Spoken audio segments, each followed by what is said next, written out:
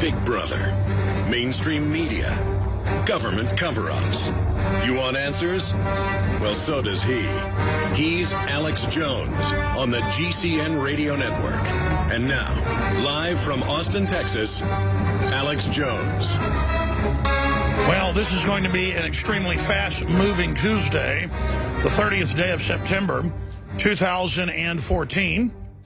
I am your host, Alex Jones. We're going to be here for the next 3 hours. Dr. Ron Paul, former congressman, will be joining us to cover the waterfront.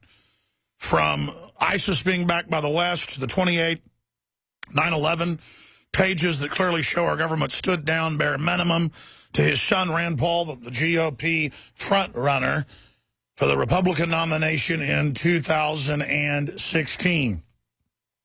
That and a lot more is coming up. Former Minnesota Governor Jesse Ventura will shift gears out of the lawsuit he won and get into geopolitical issues, domestic issues, immigration issues, and take your phone calls coming up in the third hour.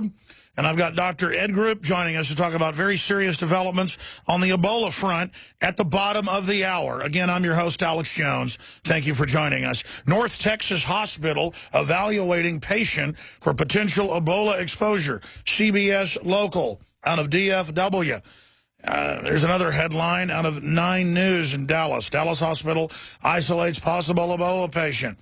Ebola outbreak, thousands of orphans shunned. BBC. Ebola-stricken Liberia is descending into economic hell. The Washington Post. 5 reasons why we may never know Ebola's true impact. That's out of Time Magazine. We're going to break it down. And then, of course, this article up at Infowars.com by Max Slavo. Ebola alert, U.S. patient 0, suspected in Dallas. Travel history and symptoms suggest infection. That's coming up right after the break. We're going to get into that first. Continuing, new documents show legal basis for NSA surveillance program.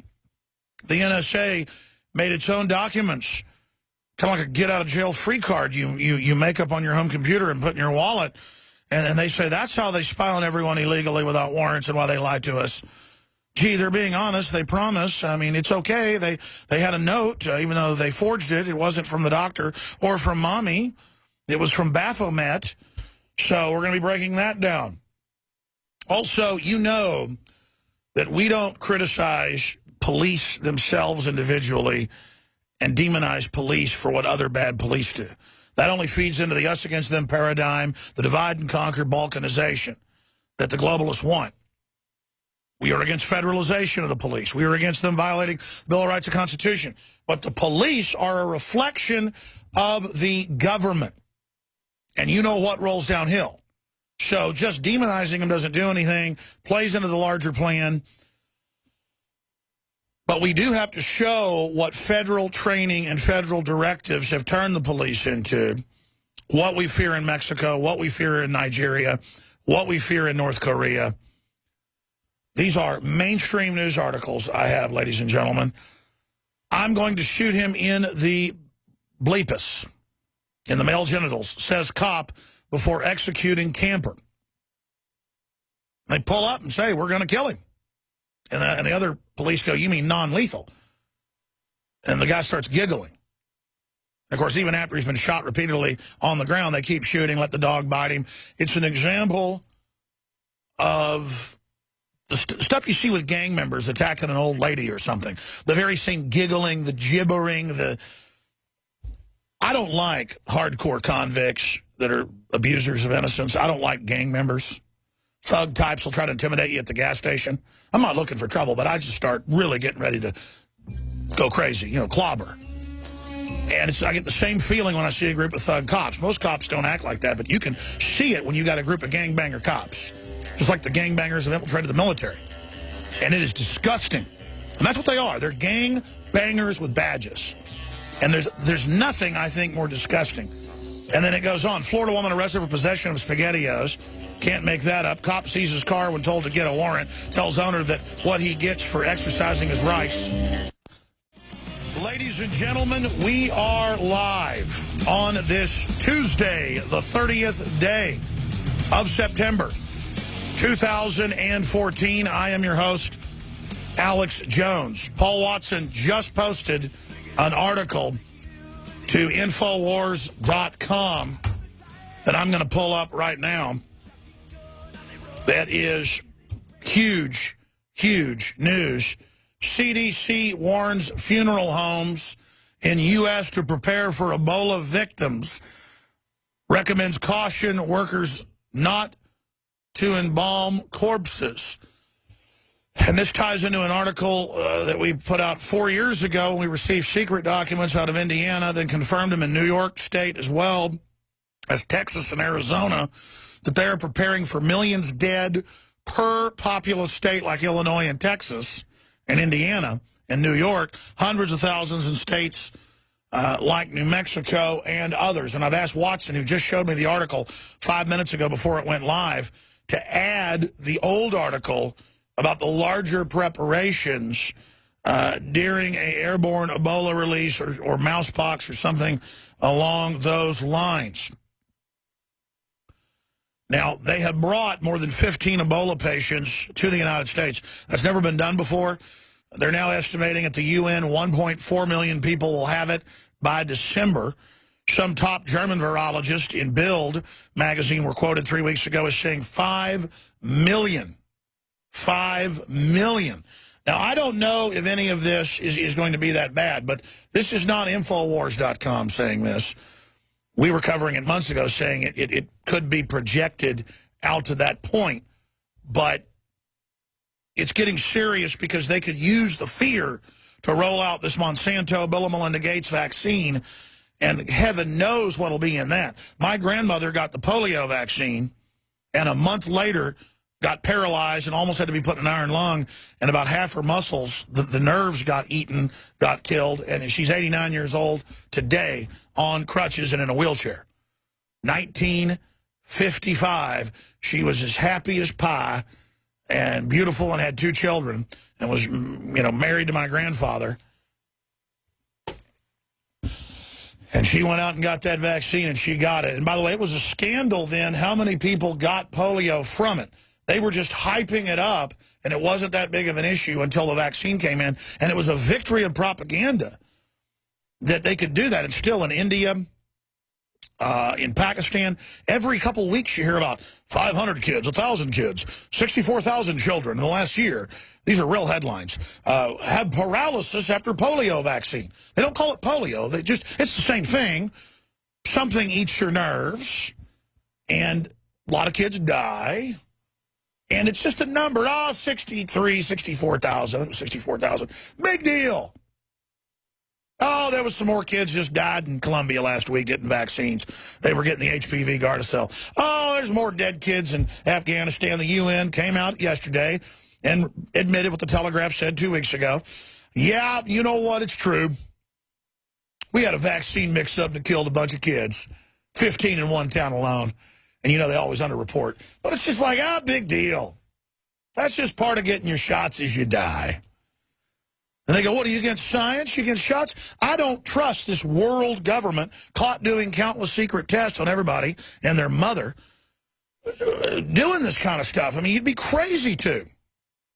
Our government kept shooting black people up with live syphilis and then not giving them treatment and watching their excruciating deaths as they spread it through the black and white population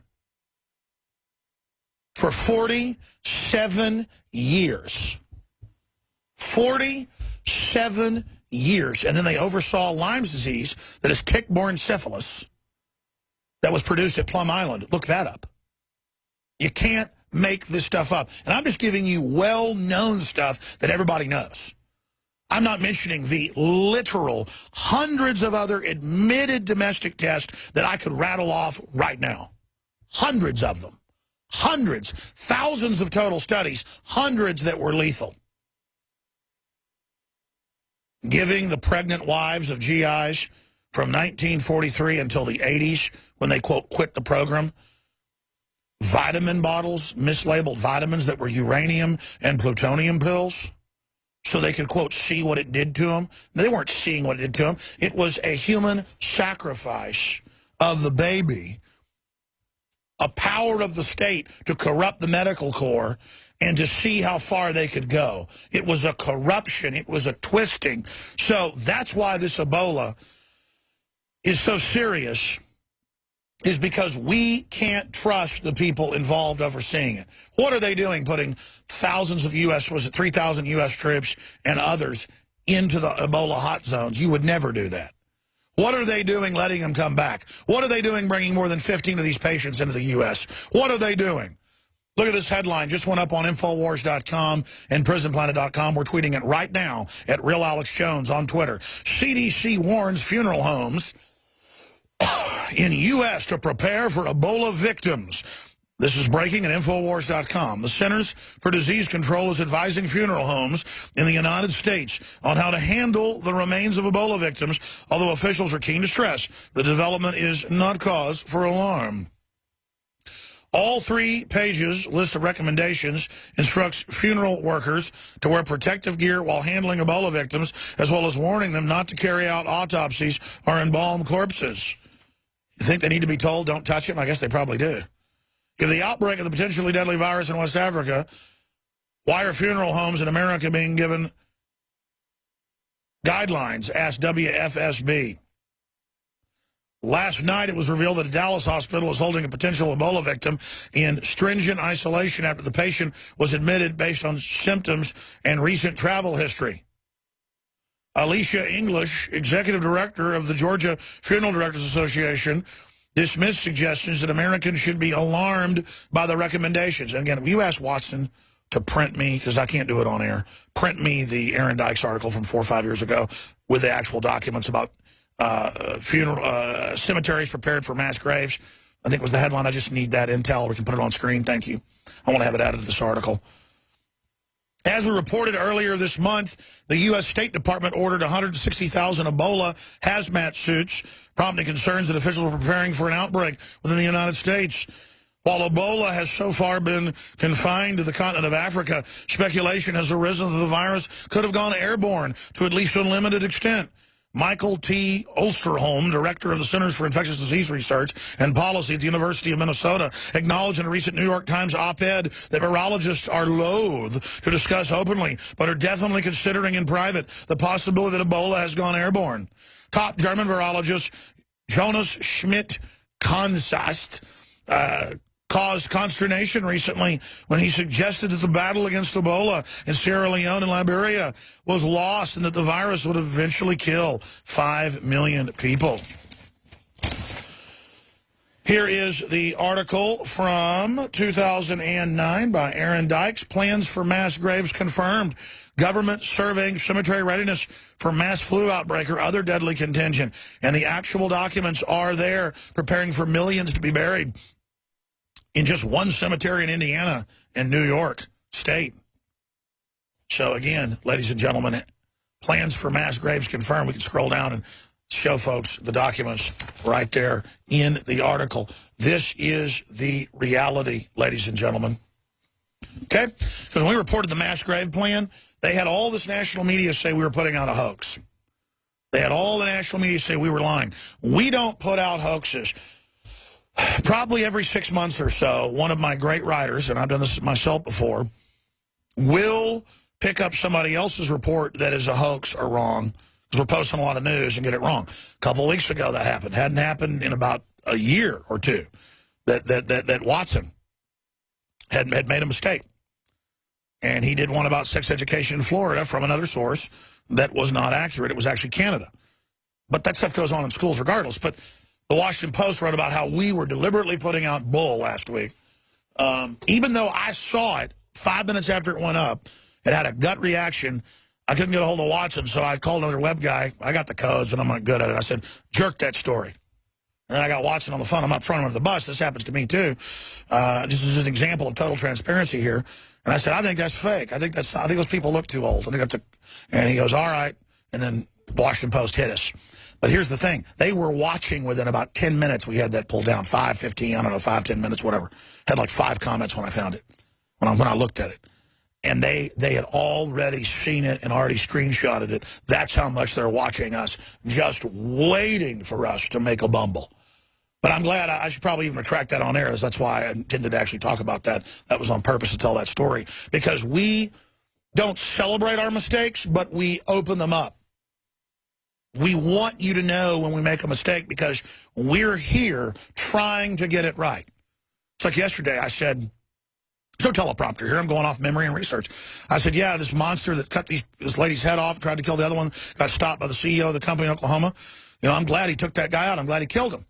Well, I knew full well he wounded him. I don't know why I said kill him. It's a Freudian slip. I wish he was dead.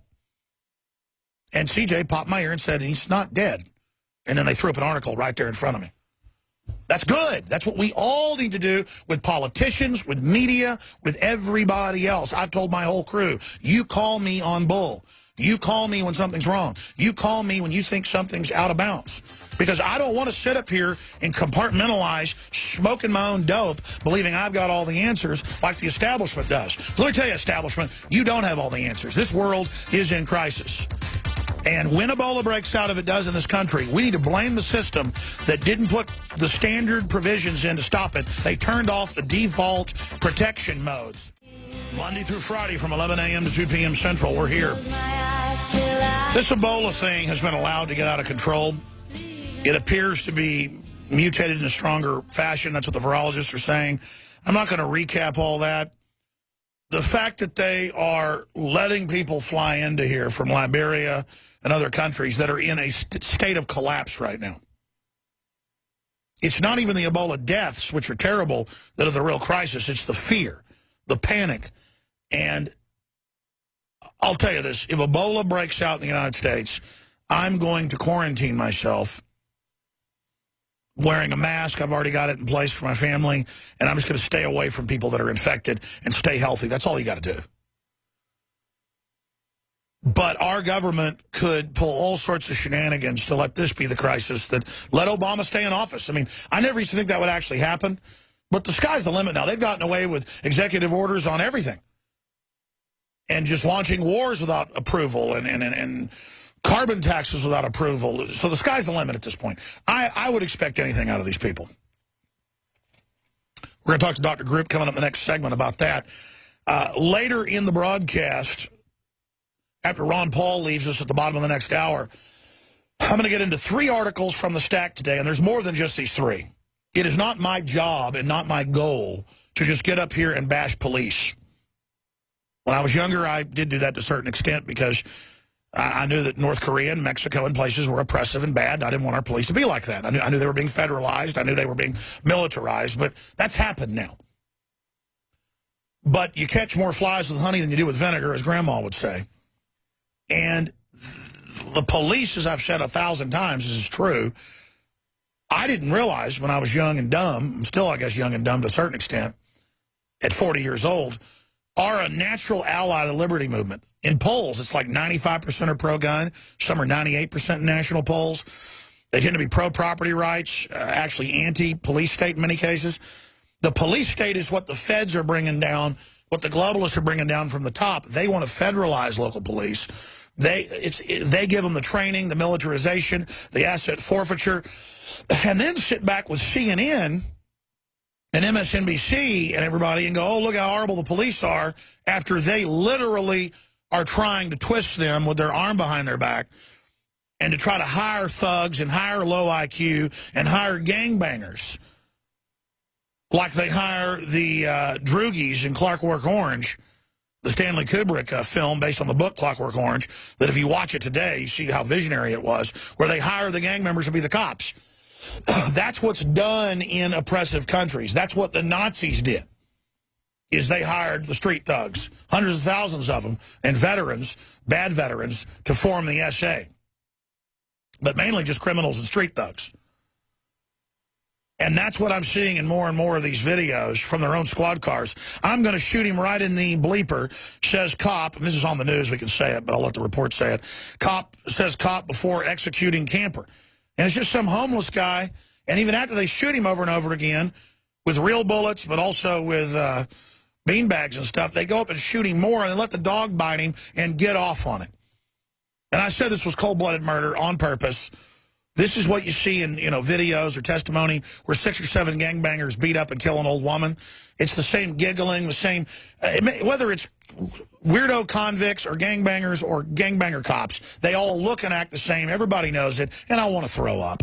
Let's play part of this newscast where they giggle and laugh about it before they execute the unarmed man. Here it is. Investigator Chris Ramirez has a video that APD didn't know he had. You're going to hear it for yourself, and you decide what it means.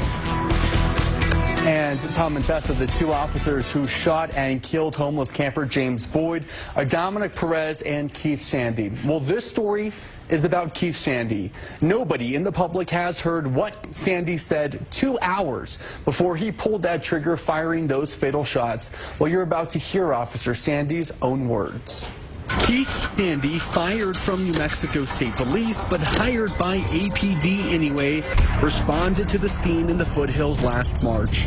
He sees an old colleague, State Police Officer Chris Ware. Shandy doesn't realize it, but Ware's dash cam is rolling, picking up this conversation that will change how lawyers, judges, and our community view this shooting. Where they got you guys going? Where they got you? I don't know. Did I ask for sick leave? Well, I don't know. We'll be right back, folks. Stay with us. I'm Alex Jones. We'll be right back. Dr. Group's coming up. We'll play all this later. There's a couple more cases today we're going to be covering just like it. Former Congressman Dr. Ron Paul is going to be joining us coming up at the start of the next hour. Then I will continue with this news. I'm going to shoot him right in the bleeper. Says cop before executing camper. Dash cam of state police captures officers' premeditated intentions to shoot the homeless man. And they did indeed do that, and then let the dog, after he was already dead, bite him and have a little bit of enjoyment. Another one, Florida woman arrested for possession of SpaghettiOs. They said the SpaghettiOs look like methamphetamine. Cop sees car. When told to get a warrant, tell owner that that's what he gets for exercising his rights, close quote. That's on the dash cam. Oh, you need a warrant to search my car. Okay, I'm just going to seize your car. No, of course, no drugs were found. No, nothing. Just, of course, who ships the drugs in? Another one, Pennsylvania cop sued for storming home and arresting woman for video recording them out of her own home in the street. I mean, this is the craziness. And the reason police have been told to do this and act like this is because the power structure wants to convert us to a police state, wants to convert us to a total totalitarian program. The inventor of the internet, no, not Al Gore, the real British inventor, has gone public worldwide and says we're going into a planetary tyranny. He used those words. You can look it up. William Binney used the words total totalitarianism, Big Brother, 1984 on steroids. He comes on the show now 3 times. Well, he's been on with David Knight twice, so 5 times. And it just sounds like me. He's the former director of intelligence at the NSA, number 3 or number 4, a director of the NSA, and he sounds more hardcore than me. And then I break down how I think it's really all working and operating. I don't want to sound arrogant. I know how it works. And he goes, yes, exactly, precisely, exactly, precisely. I have former CIA commanders on. They go, yes, exactly, precisely. Because I'm not bragging. I'm saying we're just confirming our intel, our analysis is spot on. Because all I've done is sit here and study this for a very long time. Believe me, anybody, if they immerse themselves for 22 years, 20 years on air, 6, 7 days a week, anybody does what I've done who isn't mentally retarded, and you'll be an expert on all this stuff. That's why they're scared. See, it seems like we're so far behind down the rat hole in tyranny that we can never come back. That's not how it works. It flips, folks. Once you get a certain amount awake, it's boom. Because it's so obvious, it's so over the top, that they have that on us, that it's so over the top. Until it flips, then that's against them. You see what I'm saying? It's like a judo move. They go over the top so we can't believe it's happening, but if we ever wake up, the bigger they are, the harder they fall, is kind of the analogy. And if people ever wake up out of their trance, they're going to be fully awake. It's kind of like, have you ever been halfway going to sleep and then somebody can't wake you up because you were trying to go to sleep?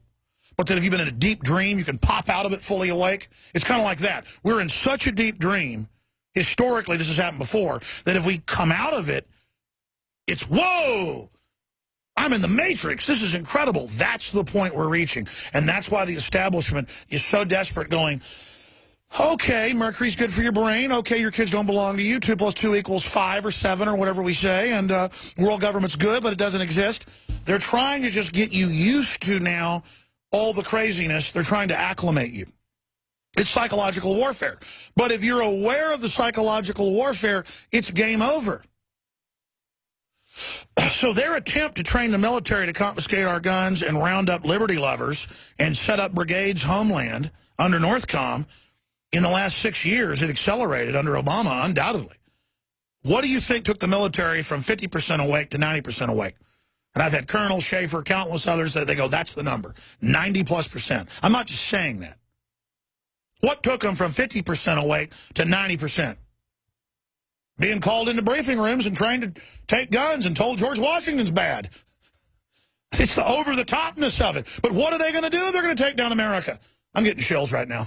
I really am getting chills right now. It's just so epic what we're in the middle of. And if we just wake up to it, it's incredible. It's incredible that we could beat them. We could turn the tide. It doesn't mean we'll be in a utopia. It doesn't mean everything will be perfect. But we could stop a real offensive to really bring in hardcore tyranny. But let me tell you, the reason I get chills is, I don't want to say I'm scared because I'm not. It's the opposite. But it's like fear. It's braced. Like when you know you're about to get in a fight with a really mean guy and you're not scared, you're just getting ready. It's an electricity. Because I realize, folks, I'm deader than a box of rocks if we don't turn this around. And your pension funds, your future is gone too. I mean, it's so real, it's for everything. That's why I see men getting all psyched up about a Super Bowl game and they've got their tickets going in and they've got that same male energy that's meant to defend their family and their country. And they're, my team's going to win. That tribal energy is for what's happening now for real enemies, folks. So for me, it's like I'm playing in the Super Bowl every single day. It's like and then I don't feel adequate. I don't feel like I'm worthy because it's so epic. That's why I say, please don't tell me I'm doing a good job. And I don't want to talk about myself either. It's just that I think the way to wake people up is to have that personal experience and just share with you what I've gone through. I didn't believe a lot of this stuff 20 years ago. I was like a mainline Republican. And then I was a libertarian. And I was like, it's all real. So I'm radical because the truth is radical. And so they've miscalculated. If 50% of the cops were awake probably 10 years ago, now it's like 65, 70. And that's a conservative number because they're now seeing it's all real and they can feel it's bad. They know it's not good. They know it's not freedom. And they see bad guys being brought in and put in charge. They see corruption being allowed to operate. They see it. They're creeped out by it. They just are alone like we are. They don't know what to do. They've destroyed our culture of freedom. They've atomized us. I'm going to go to Dr. Group on Ebola. I'm ranting. But Dr. Group, before we get into Ebola and the shocking news on that front today, talking about the awakening. I mean, I've had dinner with you, hung out with you and your wife last week when you were here in town. You're a really smart guy. You were in Army Special Operations, did a lot of interesting things. You've seen behind the curtain. What do you call this awakening, and am I overestimating it or underestimating it? No, I think that, you know, like yourself, I mean, I'm really involved at looking at more or less the eugenics part of it, how everything ties together with the health care. Hey, I was, like you said, you were a Republican. I was all into pharmaceuticals and wanted to be a medical doctor until I started finding out the truth and started digging deeper and digging deeper. And now I'm looking at it as, what's going on and how this is affecting the masses all over the world. And I think that we're at a tipping point. I mean, we're at the maximum. Well, I wouldn't say maximum, but like you said, I mean, even we're approaching the maximum. We're approaching event horizon. Houston, I'm starting to see Homeland Security cars driving around. We have a whole building being built downtown for Homeland Security. So you see Homeland Security working with the local police departments. But at the same time, I have Houston Police Department officers that come by here that tell me that they see what's going on inside. They are waking up. So it's a 50-50 thing. You know, you have the positive and the negative. Sometimes you have more negative, and then all of a sudden you'll have more positive. So it's really, I would say, the strongest fight right now in healthcare, in politics, I mean, all the way around, which is happening, and people are waking up. I'd like to think people would wake up a little bit faster, but the main thing that I've been focusing on is teaching people how to wake up by getting healthier and supporting their body's natural immune system and supporting their self-healing mechanism, because really that's what it all comes down to. I mean, if you look at every single aspect that the globalists have used through poisoning the air and the food and the water, I mean, it's all designed really to dumb you down, to make you mentally retarded, to, lower your IQ levels, to affect your body so you're sick, to instill fear into your system, which drops your immune system by 50%. So getting the word out to people about how they can keep their immune system strong, how they can keep their bodies clean, how they can avoid all that, how they, just knowing the information, how they can protect themselves against fear. I mean, that's probably one of the biggest things out here, with this Ebola. The way I do it is I take action against something, and then that calms me down and makes me feel good. Well, exactly. I'm not scared of anything because I've taken action, and many of your listeners have taken action too. They know what to do. I mean, if you know what to do with an Ebola outbreak, if you know what to do with a pandemic, you've prepared for all that. You've got food storage. You've got a place to go.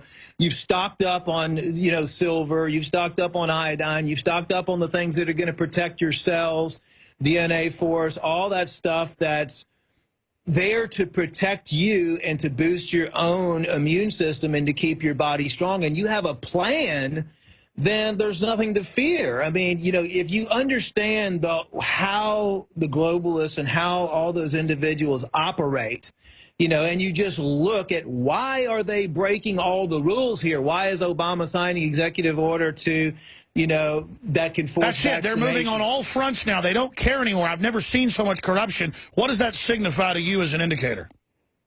Just the fact of how they've handled this Ebola situation. If you look at the supposedly pandemics in the past with swine flu, H1N1, I would say this is by far the worst scenario that we've been in, just because the way the government and the World Health Organization is handling the situation, bringing people into uninfected countries. I mean, this is like insane. You quarantine an area with a potential pandemic. You never fly people into the United States and fly people into other countries. And, now with what you're saying with the funeral homes and everything, I would say with the connections to the vaccinations, with them being able to forcibly vaccinate, that's a whole nother thing. Get out of a densely crowded, populated city as fast as you can. But more importantly is just make sure that you have what you need for you and your family. I was about to say, I'm just going to stay away from crowds if it actually gets in the population. I mean, clearly, I don't think it's going to get that bad over here. I hope it doesn't show up over here. It may already have. They're reporting on CBS News. But it's going to be the fear the government puts out in the vaccine they roll out, like the polio vaccine that they admit gave people polio, like my grandmother. Here's CBS News for folks that just joined us. North Texas Hospital evaluating patient for potential Ebola exposure. Ebola alert, U.S. patient 0 suspected in Dallas. Travel history and symptoms suggest infection. Plans for mass graves confirmed, Infowars.com. Dallas Hospital, possible Ebola patient. 9 News, Ebola. And then I've got my other report here by Paul Joseph Watson, up on Infowars.com, the one that we were just mentioning. CDC warns funeral homes in the U.S. to prepare for Ebola victims. They've never done this before. Why would they bring Ebola patients in, Dr. Group? Why would they do that and then start saying get ready for it? I mean, it looks premeditated. There's, everything that's been happening in the last 5 years has pretty much been right in our face, and they're getting to the point now where they don't even care. It used to be kind of secretive, but now they're doing it right in front of you, and they're reporting it on the news. We're bringing Ebola patients right into the U.S., and you know, they're just testing the reactions and the reactions of the general population and seeing what they're going to do, and they just keep pushing it further and further and further to the limit, and nobody's doing anything about it except us. You know, there are a select group of people that are calling us, finding, hey, listen, how is this happening? What can we do to protect ourselves? But it's the more that they push, also, the more that they can create fear. And then you have that 80–90% of the population out there that says, government, we depend on you. What are you going to do for us? And they start calling and pushing the CDC and the World Health Organization into vaccines. And, you know, they'll line up at every single drugstore all day long. If a vaccine came out tomorrow, an Ebola vaccine, and it was distributed through every drugstore in the United States, the scary thing is 80–90% of the population would run down there with their kids and everything and take an untested vaccination. And not only that, you know, you have stuff that's going on in the United States right now, these weird respiratory illnesses that are affecting the children all over the place, the adults. The amendment Obama signed that they can physically detain anyone for with any respiratory illness. Yeah, he did that a couple months ago, and then magically this starts, and then they admit it's linked to the vaccines. We had Dr. Blaylock, brain surgeon, medical doctor, on yesterday. He was saying it's caused, mutations from the vaccines, causing other viruses in the gut to then mutate. I mean, and that they all know this, so it's clearly on purpose. Incredible. I want to shift gears briefly. A couple months ago, I guess 12 weeks ago, we came out with DNA Force, the most powerful formula ever, literally on record doing amazing things inside the body. And I've been taking it even before it came out. Everybody in my family that's taken it has been blown away. It's the flagship of InfoWarsLife.com products. Spend a couple minutes telling people what's in DNA Force that you helped us develop with my dad. Break down what this formula does, and when people purchase it, it also supports the transmission. Yeah, this is actually an amazing formula, and you know, just the response from the people that got the DNA Force from InfoWars. I've had people contact me. It's amazing, and the reason why we developed it is because there's such an attack on the cells. I mean, if you look at the body, what causes aging? What decreases cellular function? What harms the cells? And those are all free radicals. There's free radical damage from, you know, all of the chemicals that you're ingesting in the food and the beverage and everything else. And if you're sick, the immune system has to work extra hard. Stress, I mean, stress is causing an immune deficiency in the majority of people over 35 right now, lack of sleep. So, you know, looking back, it's all about looking at the root cause of what's going on in the body. And if the cells are being attacked, our main mission was to be the first company in the world working with your dad to develop a product, because, again, you know, we're really big on cleansing and cleansing and cleansing, and that's great for the cells, but a lot of people out there want the extra ability to protect their cells from free radical damage and to, you know, slow down the aging process. I mean, the anti-aging market out there is an incredible market. And for folks that don't know, this is a whole bunch of patented, certified, organic compounds we'll talk about when we come back from break and hit some other Ebola news, that we're even able to actually say what it does. You don't see that with other supplements because they're not this nutraceutical level of just absolutely certified ingredients. Right, yeah. So some of the ingredients on there, like the BioPQQ, which is a micronutrient, which is a strong antioxidant, it protects mitochondria from oxidative damage. And it actually, in studies, has been shown to grow fresh mitochondria. The mitochondria is the powerhouse of everybody's cells. So, I mean, if you really want to support that for extra Stay there, energy. Dr. Group. InfoWarsLife.com. DNA Force is back in. Ezekiel Emanuel, who helped write Obamacare, has said it's meant to bankrupt the country. Death panels are real. We should get rid of old people. So I thought we should actually have him on the show here so there's fairness doctrine. And so here he is. If you're watching us on TV at InfoWars.com, InfoWars.com/show, you can see it. And here he is. He has something to say to all the viewers and listeners out there. Ezekiel Emanuel, Obamacare spokesman, Obamacare head. Go ahead, sir.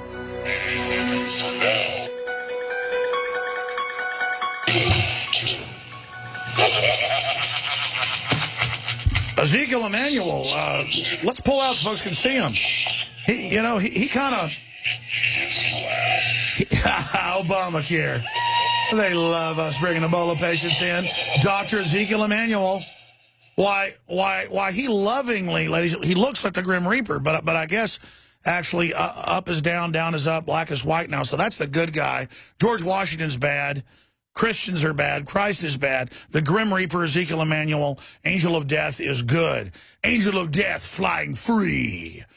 Stopping the sarcasm. Ron Paul's coming up. We have this segment, one little short one left with Dr. Group. Getting serious here. It's really becoming obvious what they're up to, what they're doing. And they're really moving in, trying to stop folks from getting high-quality supplements like X2 and the DNA Force and the OcuPower. Everybody can see what it's done for me. They've seen and heard the testimonials. Here are a couple of them that have come in right here. Tell folks about some of the testimonials you've been seeing yourself on DNA Force, X2, you name it, Dr. Group. I mean, you know, out of thousands of people that have used it, online there's 4 or 5 stars. I mean, mostly like 4.5 stars. We hardly ever get anybody that sends a product back.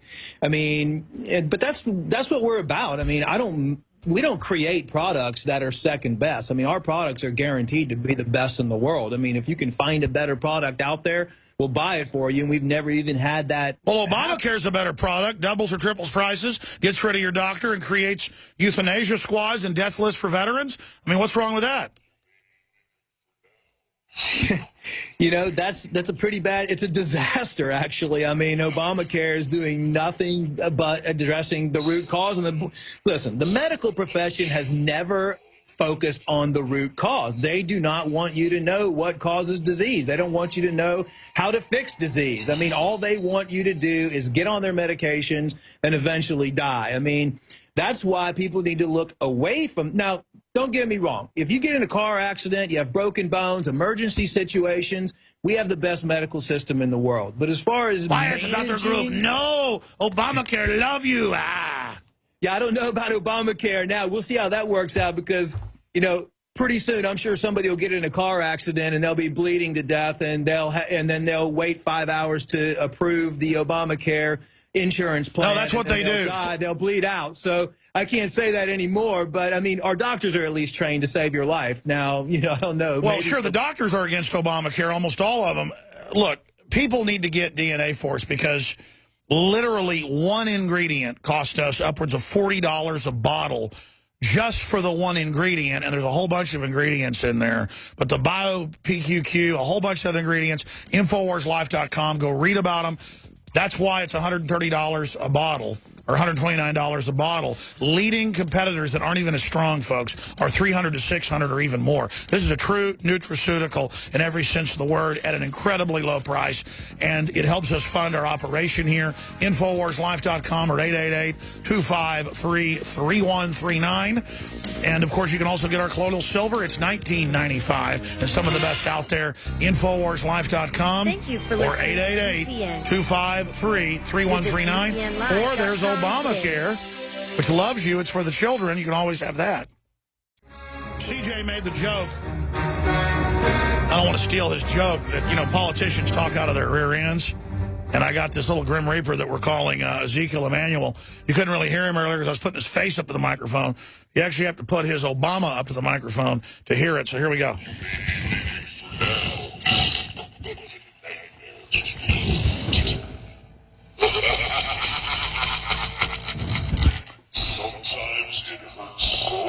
But if you're against Obamacare, you're racist.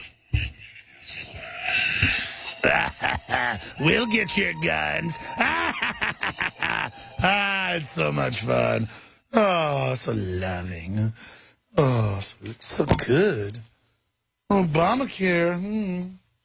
Okay, Ron Paul's coming up. Finishing up, Dr. Group of the Global Healing Center that helped develop DNA Force, OcuPower, you name it. Not only are you getting the best supplements out there from our research folks, you're helping fund the tip of the spear in the InfoWars. I want to thank all of you, whether it's the Silver Bullet, or whether it's the Nascent Iodine X2, whether it's the Super Mill Vitality, all of it is super high quality and funds the operation. But spend a few more minutes talking about DNA Force itself and some of the other compounds that are in it. Okay, so yeah, I mean, DNA Force is incredible because we took the best compounds that would help kind of preserve you. I mean, some of these compounds extended the life of mice in testing by 30%.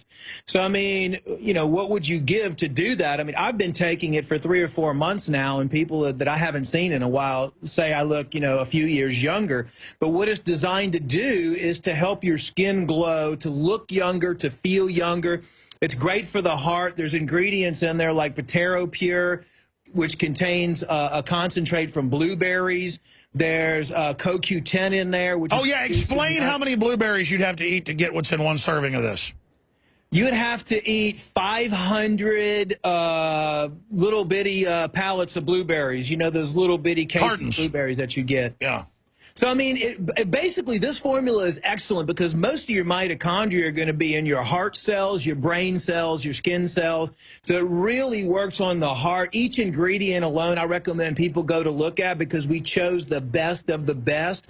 So it's really an overall graceful. Exactly. Just product. try it. Just try it, folks, because you're going to discover. Just try the X2. Try the Survival Shield.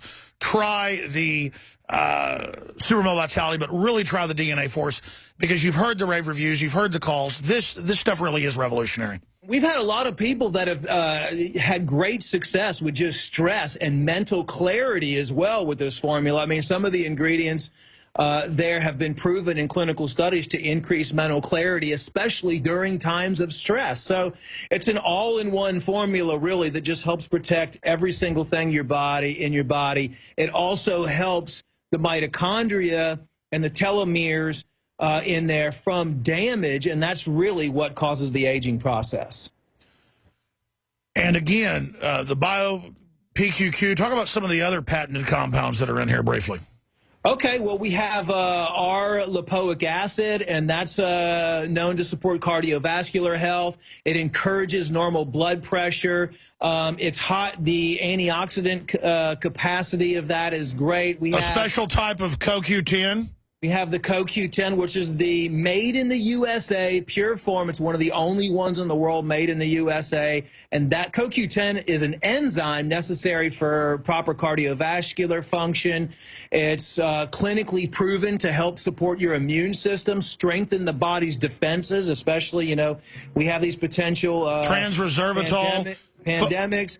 The trans-resveratrol, I mean, resveratrol has been talked about for years as a potent antioxidant. We use the trans-resveratrol, which is 99% purity. It's the purest one on the market. Dr. Group, we're out of time. Fantastic job. Thank you with DNA Force. Get yours before it sells out. InfoWarsLife.com, InfoWarsLife.com, or 888-253-3139. Well, we're always honored to have the living legend, doctor, former congressman, family man, patriot, Ron Paul, on with us. And, of course, his son, in every major poll out there, is the front runner and hasn't even announced yet, and is the front runner in New Hampshire as well, been winning the big CPAC polls, Senator Rand Paul, ladies and gentlemen. So it's so exciting to have former Congressman Ron Paul on with us for the next 20 minutes or so to cover the waterfront. Thanks for coming on, sir. Sure thing. Good to be with you. Wow, there's so much to hit. First off, ISIS now saying brace for imminent terror attacks, give up your liberties. What's really behind that? Well, you know, it's a reflection of a deeply flawed foreign policy. I do think that people should be aware of the fact that the more we do over there, the more likely there will be terrorist attack. But right now we're accommodating the radicals by just going over and stay in their backyard. One time bin Laden said, fine, come over here, fight us on our sand. It's easier to kill you here than it is to come over to the United States. So, yeah, we're accommodating them, and so there will be attacks, but that doesn't mean that tomorrow, you know, several American cities are going to be blown up. But long term, that's still going to be a possibility because there's a lot of anger that builds up, and they feel very frustrated. And people say, well, you're bashing America, you're blaming America for all, but what about from their viewpoint? How many is it terroristic to have a family wiped out that is at a wedding party because a drone dropped a missile and he missed the target and hit some innocent people? that sounds rather terroristic to me. So there's so much hypocrisy that goes on. But Obama the other day, when he was giving his speech, he said, well, yeah, we misjudged this. Of course, we misjudged the army that we have built up in Iraq. They didn't fight very well. But we've also misjudged al-Qaeda. We thought we had them whipped, and we really did. But there was a small remnant left over, and that morphed into ISIS, and we just didn't pay enough attention to it. So on and on it goes. At the same time, do they ever say, well, what was this place like before we went in? Yeah, we had this terrible monster, Saddam Hussein, who couldn't stand al-Qaeda and didn't get along with the Iranians, so we forcibly throw him out and make it a haven for al-Qaeda. And, of course, this pretense that we got rid of al-Qaeda is just a pretense. So what do? We set the stage for another war. And the Nobel Peace Prize winning president that we have, says that, the good war is Afghanistan. It looks to me like he thinks it's not such a bad idea going into Syria. Well, they've given Henry Kissinger and Al Gore peace prizes, so it's really a mark of shame, in my view, now to have one. But I did hear they're talking about giving Genghis Khan a Nobel laureate peace prize posthumously. I haven't heard that one. That ought to be interesting. Well, I mean, he did launch a lot of wars, so why not give him one? Yeah, that's right. I'm being sarcastic, I know. I'm usually... Don't start giving them to Hitler and Stalin and a few others, Why not? That's a good idea. We could nominate Stalin or something.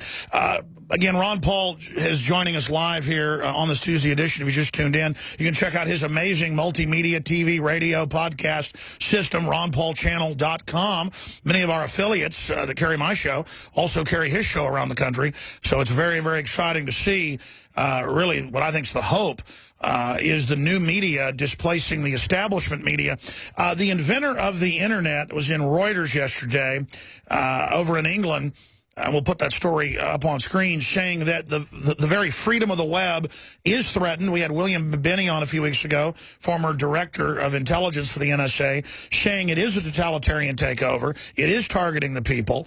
I mean, we have a lot of prominent folks, not just you or the former president of the Czech Republic. We have a lot of prominent people that are coming out and saying, look out. What's your view on Internet freedom?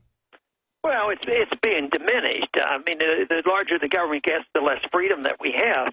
But in the same sense, there's a counterbalance to this because there's a lot of rebellion going on right now. I mean, just think how strong the secessionist movements are, people who want their independence. That's pretty strong, even though there's not tremendous success so far. But the ideas are changing. And the one thing I've noticed that in some of these votes, in these the referendums that occur, it shows that young people are more likely to say, let's get out of this big government business. They're the ones that are messing up the economy, and they're the ones who get us into wars. So, yes, they're very much involved. And, of course, we brainwash the military that we have and the American people saying, well, we have to do this because we have to be over there because we have to defend our freedoms. We have to defend our Constitution, protect our national security. Well, they can lie about that just so long because it has nothing to do with it. It has more to do with what the subject you bring up. What they're talking about is if they justify the war, people can get frightened into giving up their liberties. They don't even have to come in here and invade us. We create NSA and we create Patriot Acts and these secret courts. So we unfortunately do a lot more harm to our liberties than any outsider ever dreamed of. Tim Berners-Lee, who's credited more than anyone of being the true inventor of the Internet, not Al Gore, had nothing to do with it, folks, is saying that basically the same thing. Leave it alone, leave it free. All the inventors, all the trailblazers, all the experts agree with you, Congressman. Ron Paul, again, joining us. You've made one of your main initiatives in the last few years trying to defend the web, which is laudable, obviously. But when we have almost all the inventors of it, all the experts agreeing with you, how could the establishment then be still marching towards draconian control of the web? Well, they think they can do it because they have a lot of guns and they have a lot of authority, but I think there's building, who was it, Google and somebody else that's developing a telephone that the government couldn't even get into. Yeah. I mean, that's the counterbalance, and I have a lot of confidence in technology, even with the abusive state. And technology, counteract this. Oftentimes we would have laws being proposed in Washington that will have, how to solve the problem of getting phone calls that are unsolicited. So we need more federal government regulations to regulate your phone and who can call you when, and have these lists, no-call lists. See, I opposed all that because I always believed, and rightfully so, that we can get technology, into our telephone system. We can load a number, and if we don't want to answer, we don't have to. And spamming protection helps us to some degree. So technology by the government is always going to be used against us, but we have to try to get the smart people on our side to make sure the technology protects our liberties.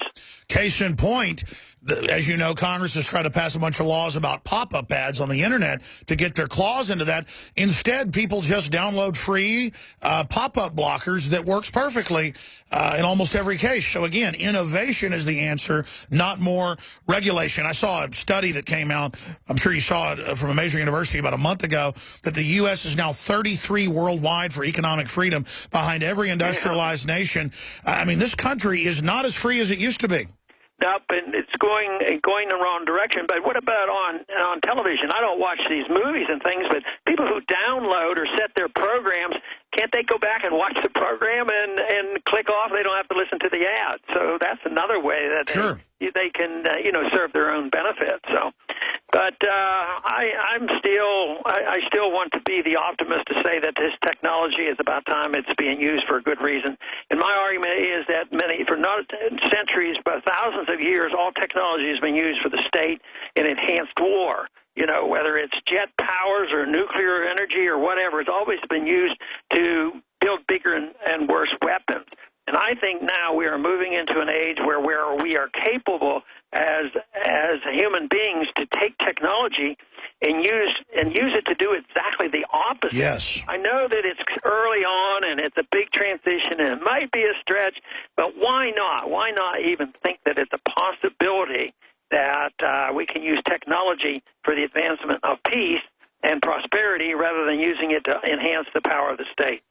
RonPaulChannel.com. Dr. Ron Paul joins us. I want to ask you about Ebola in a moment, but since we were talking about Al-Qaeda and our government giving them weapons and calling them ISIS-ISIL, Congressman Walter Jones, as you know, has introduced a bill to release 28 pages. I've talked to him and others that have seen it. I've talked to Colonel Schaefer and others. I know you've spoken out now. Clearly it's Saudi Arabia in there that our government knew bare minimum was standing down. What is your view of the 28 pages of the 9/11 report that's been made secret, and what should be done about that? Well, we're doing our very best to galvanize the people who believe that we have a right to see that, and even those people that were involved in investigations, we generally think are part of the establishment. They're saying we should see this too, so that is very, very good. And this should be the whole purpose. Unfortunately, all commissions that I have witnessed generally are there to cover up, the mistakes of government and to protect government agents, so they never get blamed for anything or never get punished for anything. So I do everything. I had Walter on the program. We interviewed him on the channel, and we're trying to build up as much pressure. Someday maybe, but, they're going to fight it. But, I don't think it takes a genius to figure this out.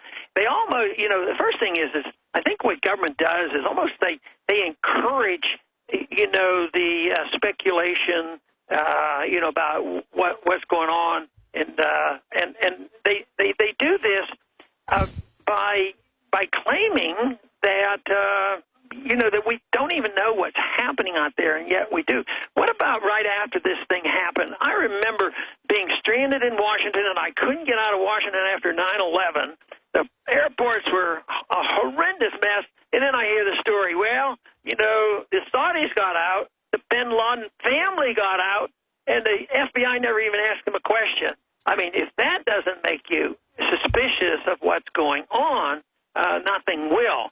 But we have, yet to learn all the truth of it, and I think that's what our job ought to be, and that is finding out the truth rather than the lies. And, of course, my statement has always been that, if there is an empire and you tell the truth becomes the treason. So that's why the whistleblowers get into so much trouble. Greenwald and others, they get into big trouble by just trying to tell us the truth. That's right. Now, continuing a few final questions in the 5 minutes we have left with former Congressman Ron Paul. Ron, looking at the economy, I want to spend a few minutes on that. Then I want to look at Ebola, and then I want to talk about RAND 2016. You're a medical doctor. I'm not a medical doctor, but I know the standard policy was don't bring Ebola patients or smallpox patients into the U.S. Now they're bringing them in by the score. They think they may have someone who got in who has it in Dallas right now. That's CBS News. What is going on here as a medical doctor? What's your take on this? Well, I think we should have stayed out of it. This is another example of how foreign aid, backfires on us. A lot of people dying, serious disease. We're the smartest in the world. We have to go over there. We have a military power that sent 3,000 troops to fight Ebola. And so we send our people over there. And now we know there's an epidemic. But it's interesting. There was a report that showed that this part of the world has put up with epidemics of diseases like this for a long time, and they had certain rules built into their society that if there's a bad disease going around some small town or area, that you quarantine, and it was almost self-quarantine. Don't come in and you don't leave, and it was self-contained. But we go over and we get involved, and we send people in and out. It just behooves me to think about how we mess this up. Besides, I keep thinking, although I know how serious this is, I know a lot of people are dying, but in perspective, how many people, when I think about the problems the world faces, and the problems have been compounded by government about malaria, we have a couple 100 million people get malaria every year. We have 1.2 million people die of malaria every year, and it's been compounded by government intervention and the inability to use sprays to kill the mosquitoes. And it isn't, if they were really, really concerned, wouldn't the concern for the people who die from malaria be at least equal to a couple thousand dying from the Ebola? I agree. I mean, look, they estimate it could be 40 million people have died since they banned DDT and won't even allow something to come out that's a lot safer. Key point you just made. Ron Paul, in the few minutes we have left here, the economy. I personally travel around the country some and outside the U.S., and just food prices have more than doubled the last year. Everything is so expensive. I can't imagine what it's like for poor people to survive. Yeah, but you don't believe the government? The government reports CPI, and that's what really counts. If the CPI is not going up, everybody's okay, and their standard of living is going up, and they're not having a problem. The value of the dollar is being held up. Of course, being cynical, but I think the real conspiracy that goes on is to prop up the dollar, and it's not so much conspiring, in some ways, but it is. The big guys and the central banks, everything is dependent on the dollar right now, and the dollar is very strong compared to other dollars because we have promised, and we have acted this way in the crisis that we're going through right now since 08 and 09. We bail out everybody, not only all our banks, but all the central banks of the world and all the governments and all the currencies of the world. So they have an interest. Everybody has an interest in protecting the dollar, but ultimately they won't be able to, and I think we're fast approaching that time. Well, sure. I mean, I read the basic economics. There's a race worldwide to devalue, so it's like helter-skelter, coming down fast but miles above you. It's like a sinking mountain into the ocean. We're on the top, but we're still sinking, and most economists across the board admit there'll be a comeuppance. What does your gut tell you as a student of von Mises who saw this out 30 years ago? How long can this go on? Well, that's the one thing that Austrian economics teaches, that we can have a pretty good understanding of which way things are going. Print a lot of money and the value of the dollar goes down. But they also have an emphasis on the subjective theory of value, and that is there are subjective elements in it. Sometimes even a strong military bestows confidence in a currency. So money supply is important, but the perceptions are important, and the military is important. And so therefore you don't know when it's going to end. end. Right now we have some excitement going on over in Hong Kong. It sort of stirred the markets a little bit. So some morning we'll wake up and there'll be something much bigger than what we just saw at Hong Kong. Maybe it'll be all of China or something that's blowing up economically. And then that will be the end of it, and people will have to realize that you can't live on debt forever, and that's what they believe they can do now. Debt, as far as the Keynesians are concerned, is not a problem. The only problem is if you want to accumulate debt and spend more money. That is the only problem they have to worry about. All right, I know you've got to go. One last question, RonPaulChannel.com.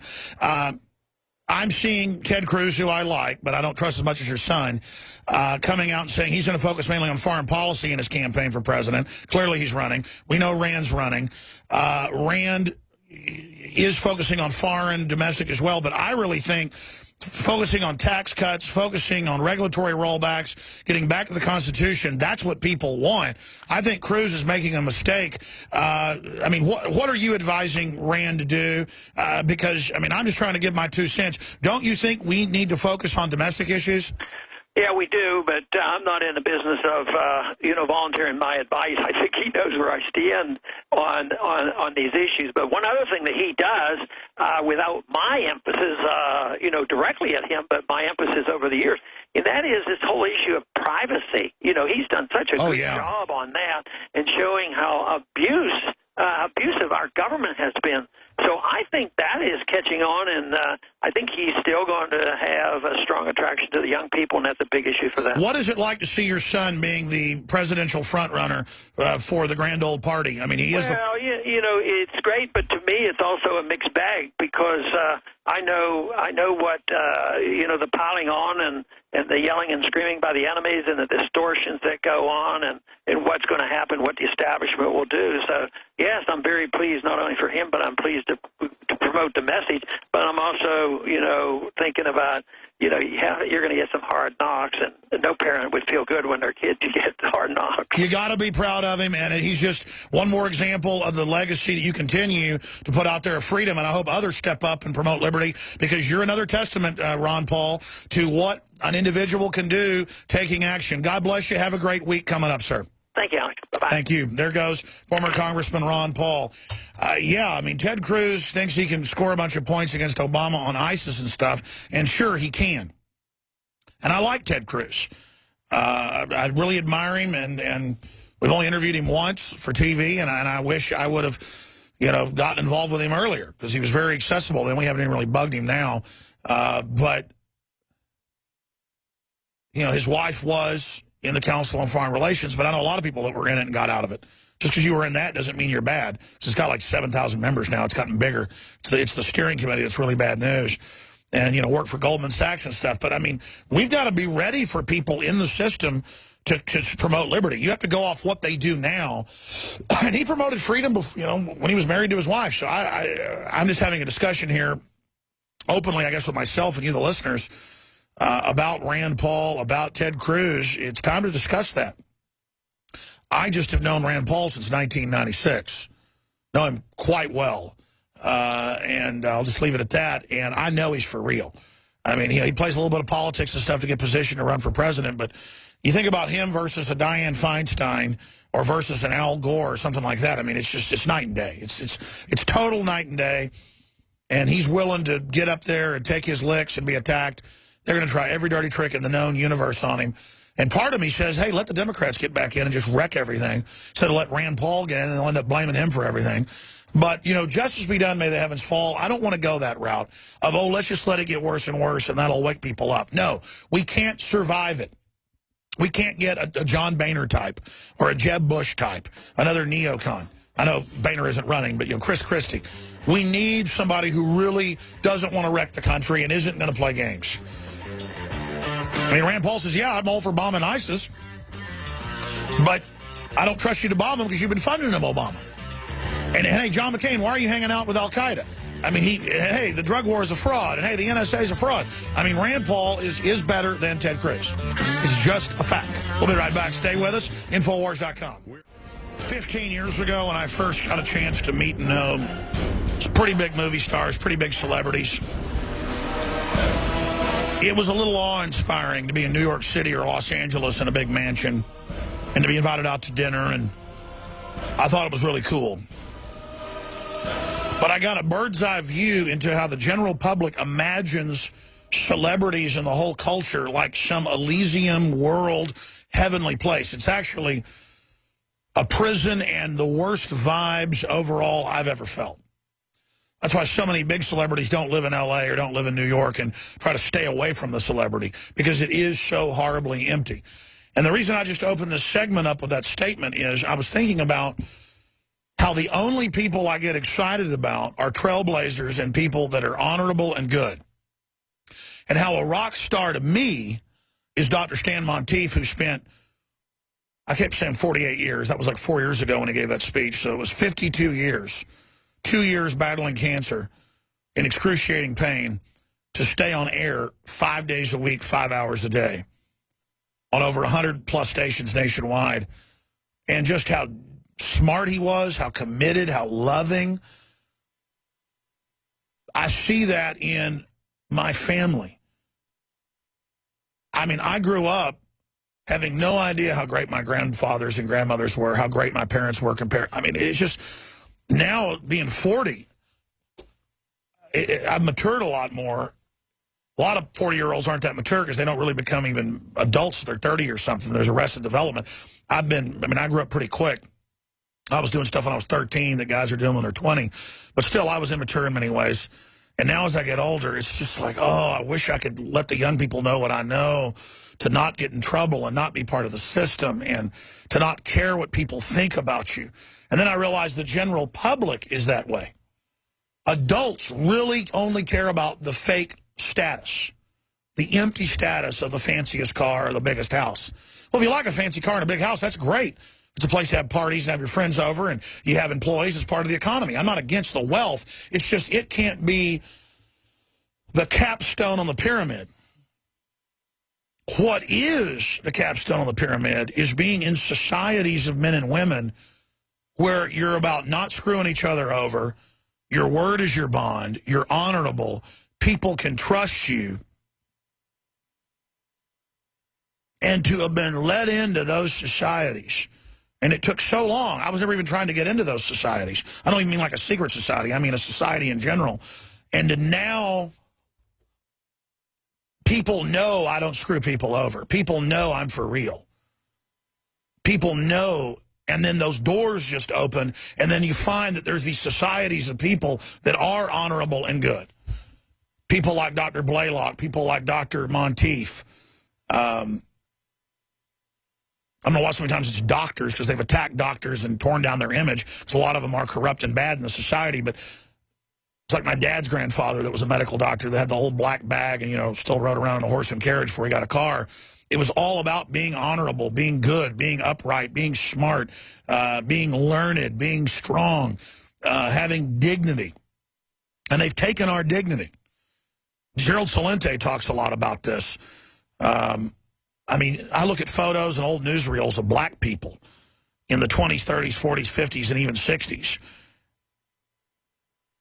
And their eyes are sharp. They're dressed nice. They have dignity.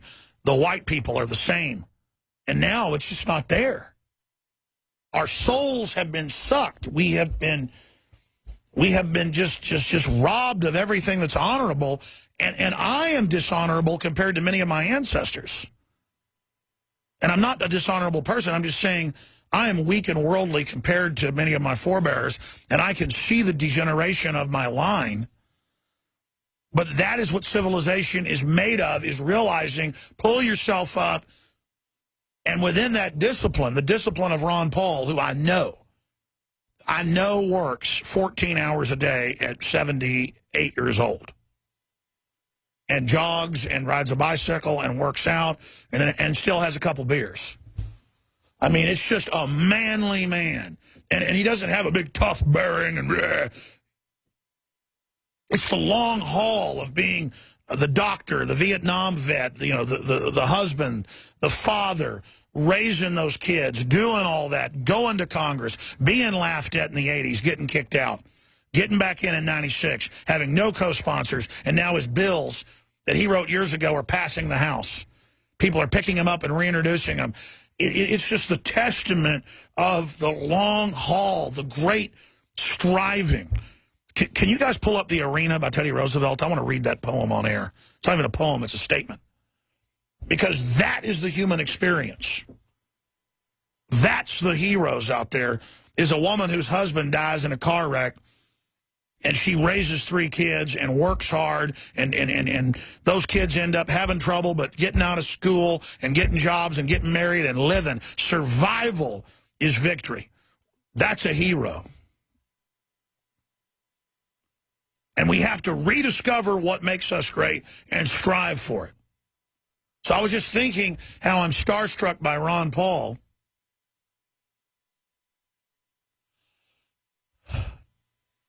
And so I went off on this whole jag about so many people out there think they're not fulfilled because they don't know Brad Pitt. They think they're not fulfilled because they don't know Josh Brolin. They think they're not fulfilled because they don't know Charlie Sheen. They think they're not fulfilled because they don't know Robert Plant. They think they're not fulfilled because they don't know Sean Lennon. They think they're not fulfilled, and it's like a god. It's like and then you talk to the actual people, they know it's all a fraud. They know none of it means anything. But it's that image of Hollywood and the culture of the glamour, that the glamour says take the vaccines. The glamour says families aren't good. The glamour says having kids aren't good. So then only the most unwashed, dumbed-down people have kids, and the whole society falls apart. We've already said family's crud, so why should it be anything but that? It's a self-fulfilling prophecy. We have to believe in humanity and face down the evils. Doesn't mean we'll ever defeat all of it, but if we let it run all over us, it will win.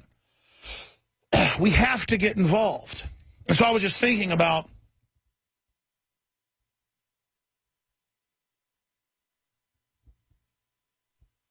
how sad I am for people that think lying and cheating and stealing and deceiving is the way to get ahead. Well, yeah, you get away with it for a short moment, but you lose who you are, and then you have no culture, no society. There's no honor amongst thieves. And there's still a lot of honor in Western civilization, but we've learned to be cowed and shut up and just be honorable inside our houses and just quietly take it with desperation. Well, I'm not going to take it. I'm not here to be run over with my family. I'm not here to aid and abet evil by joining with it. And I don't mean the evil that state-run churches tell you about all day, about how you're evil and having a beer is evil, or doing this is evil or doing that's evil. We all know we got problems. I'm talking about people that are premeditatedly evil and want to go out and hurt innocents and want to promote abortion and want to promote tyranny and who want to promote disarming the people and breaking up families and shooting little kids up with deadly vaccines and shooting pregnant women up when they know full well it hurts the fetuses on record. That's evil, and that's what I want to hear about from these dirty pulpits with these devils standing up in them. And after you've dealt with the big dragons, see, but they don't deal with the big dragons because the big dragons are scary. By the big dragon of the state, you keep your mouth shut about it. Well, because you kept your mouth shut, the dragon grew 1,000 times and is now burning everything down. And you say, oh, let it burn everything down. Let it stomp on everyone. Hide under some rocks. Maybe the dragon won't get you. Yeah, today or this week or next year, it'll probably just get your kids. No, I will face that dragon. And it's not because I'm a hero, folks. You were made to face it. You were made to stand up against it. That's why you're here. That's the test. Every one of our ancestors, whether they were good, bad, or ugly, had to struggle. And we've got to rediscover good from bad and recognize evil and tell it, get out of my way. Stop it. No. You got to call it out. Or we're going to lose everything.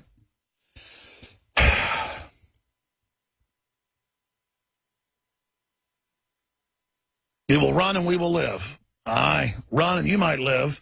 At least a while.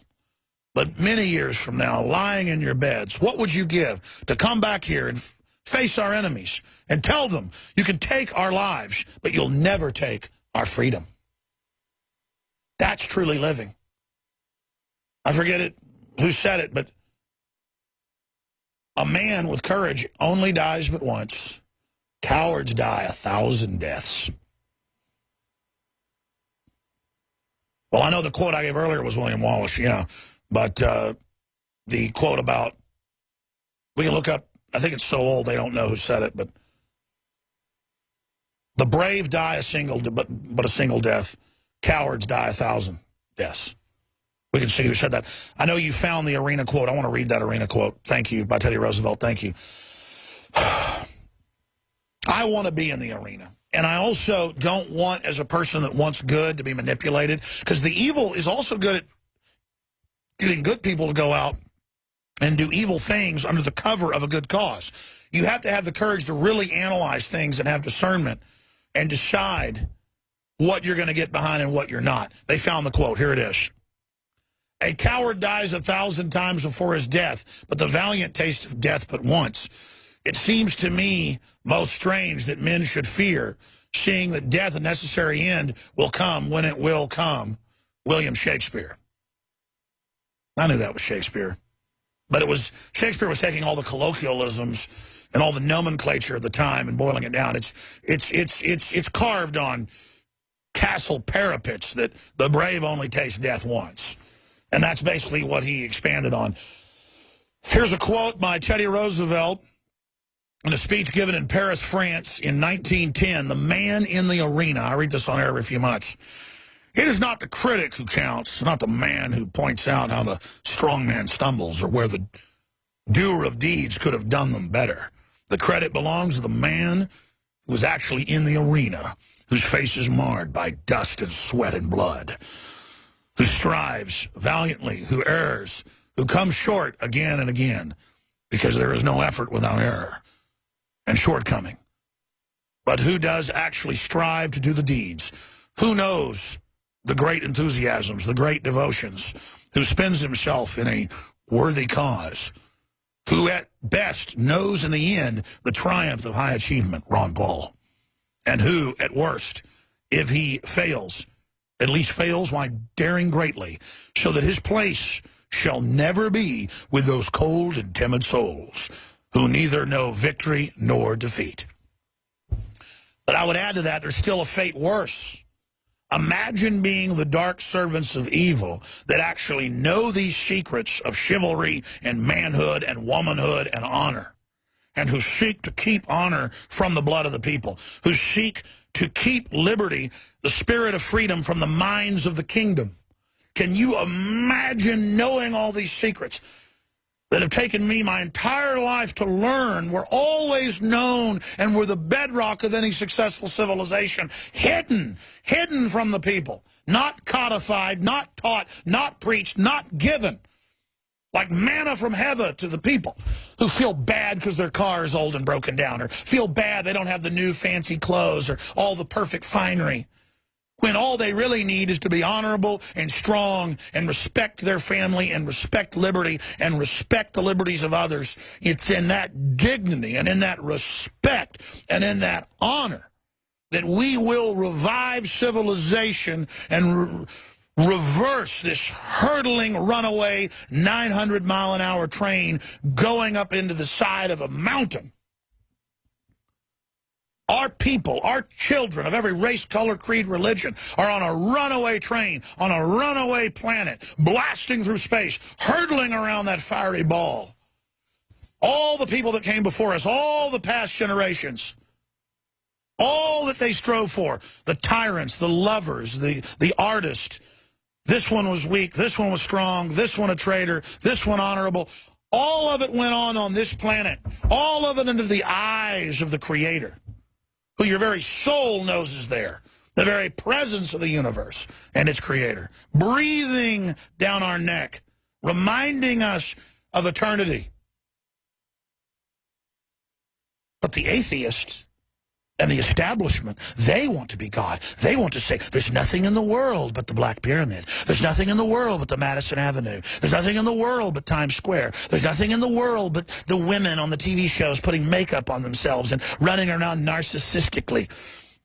And these disassociated, disconnected children, artificial sociopaths, brought up like robots, unable to even commune with fellow men and women in kinship and honor. Men and women as lovers and as strivers with their families. Sons and fathers together in honor. Mothers and daughters in grace and strength and honor. All of it is culture moving forward. People don't even have knowledge of it. The images of men they put out in Hollywood and television, the images they put out of women, what they tell us is great, is a scientific, psychological warfare virus injected and poured into our souls, our psyches, to deprogram God's basic codex and turn us into manifest, frothing, mindless, empty beasts sacrificed to their evil god of anti-human, anti-liberty, devil-inspired, disease-ridden, stinking, dishonorable failure. It's a spiritual choice. You do not want to join with the New World Order. You do not want to give it succor. You do not want to aid and abet it. You do not want to be part of it. You do not want to be in it. We have to build a better world starting with ourselves, with God's grace and guidance, leading, guiding, and directing us. We have to move forward because you're not going to find it in the big institutions. They have almost all been captured or bullied or blackmailed or bludgeoned or killed. And the enemy marches forward, but despite that, there is a great hunger for freedom. And you think about Ron Paul and how far the liberty movement's come because of him and you supporting him. As he said, is just a focal point of freedom. And now Rand Paul, who isn't perfect, but is moving forward. And it's an expression of the power of taking action and the power of the individual through free association, linking out and reaching out to others in not a centralized collectivism, but a true collectivism of free will and connection. We'll be back.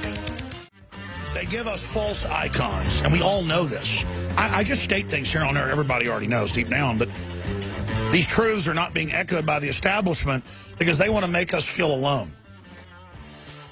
We should not have as the highest order of what we think is great a bunch of sex-crazed, drug-addict music people, whether they be black gangbanger people or white trash country singers or rock and roll decadent devil worshipers. And I'm not saying you're bad if you listen to rock and roll or whatever. My point is that it shouldn't be the top of the pyramid. It shouldn't be what we worship as our golden calf. It should be justice. It should be God. It should be what's good. That should be our North Star, where our heart is. King David made a lot of mistakes, had friends killed for their wives, but he would always repent for real and had his heart pointed at God. He was a powerful man, so he had powerful flesh. What do you think people that are powerful and love God don't have all the same stuff evil people have? They usually have more. Let me give you a little secret. All people that are into evil think you're getting power out of it. People that love good, people that are honorable, will absolutely in a fight stomp you into the ground. Everybody knows it. And they also are probably 3 times more wicked inside their mind. And that's why they're trying to be good, because they've also, just because they got this big evil side, they got an even bigger good side. And that's what King David had.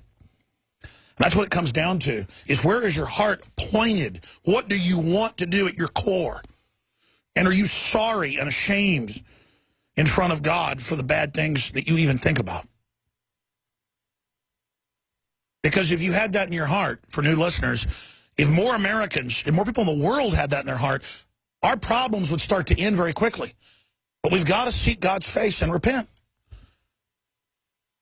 As a nation, look how evil we are, funding Al-Qaeda, aborting babies, shooting everybody up with deadly vaccines and lying about it, setting up death panels, letting the government pass Obamacare, letting the government militarize police.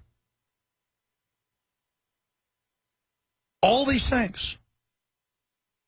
That's our fault.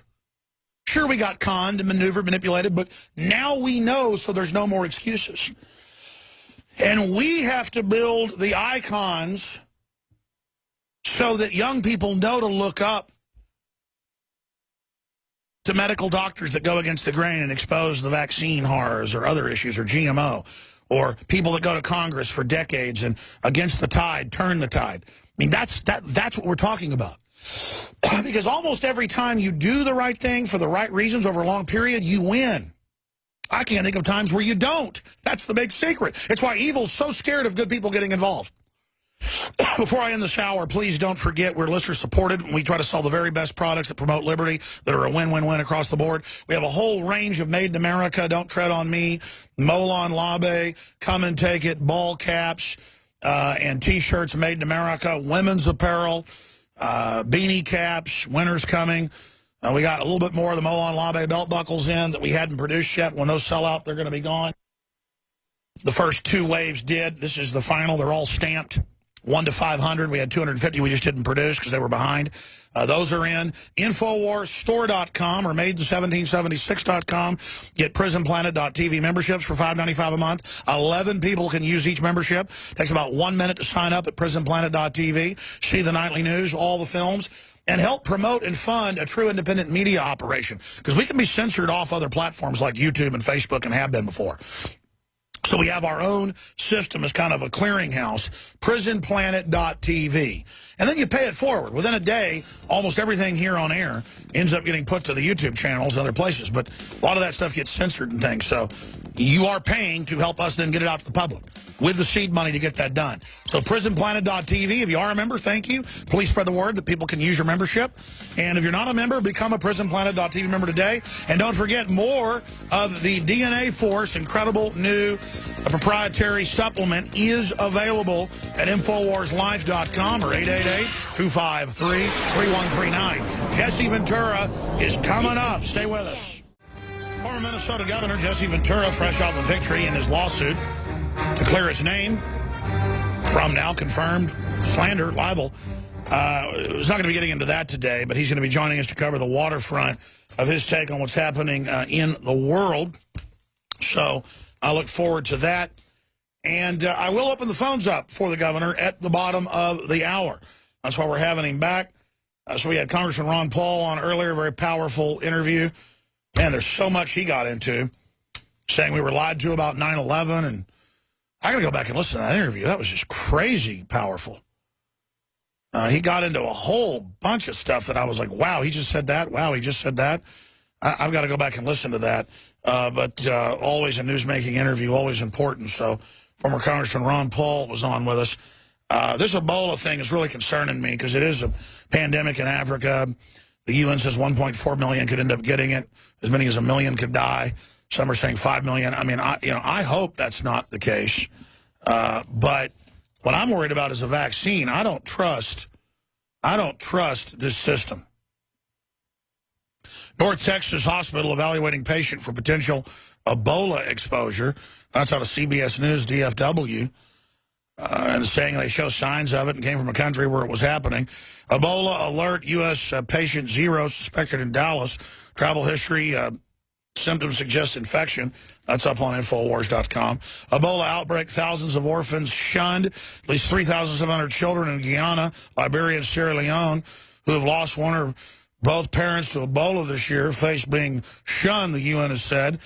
Carriers were urgently needed, caregivers for these orphans, UNICEF said. So, again, there's other just amazing news on that front. I'm going to go ahead and go to him here because we got him on a little bit early, and we're going to come back from break. I got a bunch of questions that I want to ask Jesse Ventura, former Minnesota governor, fresh off his victory, where the jury said, yes, he was libeled and slandered. But we're not going to talk about that a bunch today. I want to get into the waterfront of world events and where Jesse thinks the planet is going.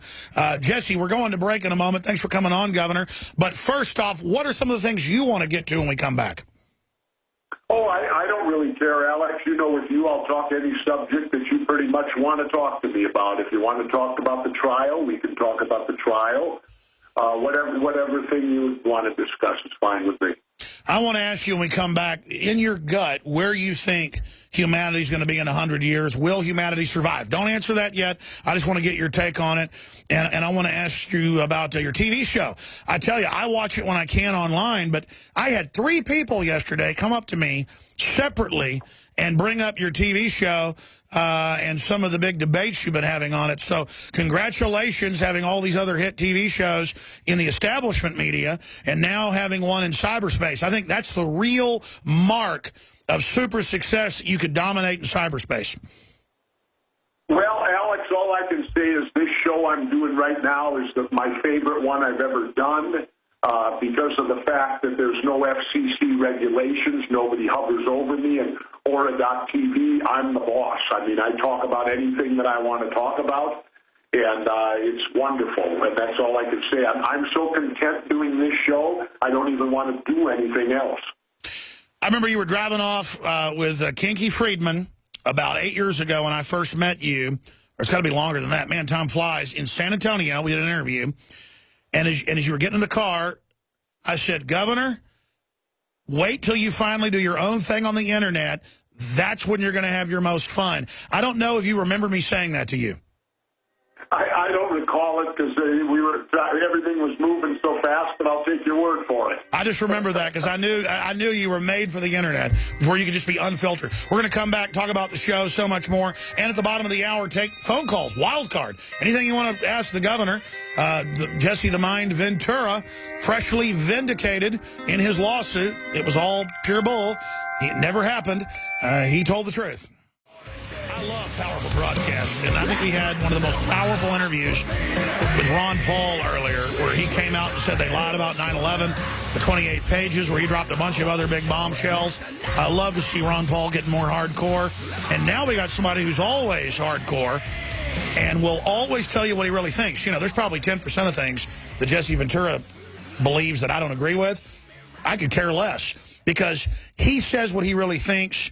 He's honorable. He doesn't lie. He's the real deal. Everything he's ever told me, he's done. Everything he's ever told me has turned out to be true.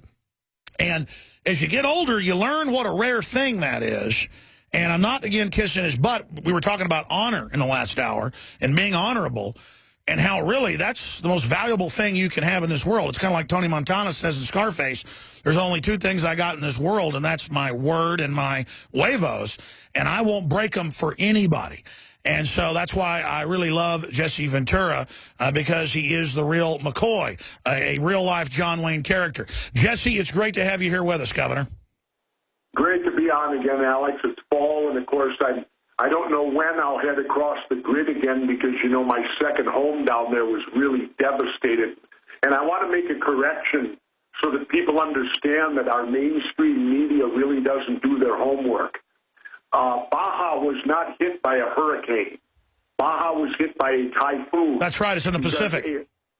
Yes. A hurricane is only in the Atlantic Ocean. A typhoon is in the Pacific Ocean, but mainstream media seems to have lost sight of that fact because I know that from being in the Navy. I was taught that in the United States Navy, that in the Pacific it's a typhoon. But getting back to Baja, it was devastated. And what bothers me is you don't even hear about it on the news.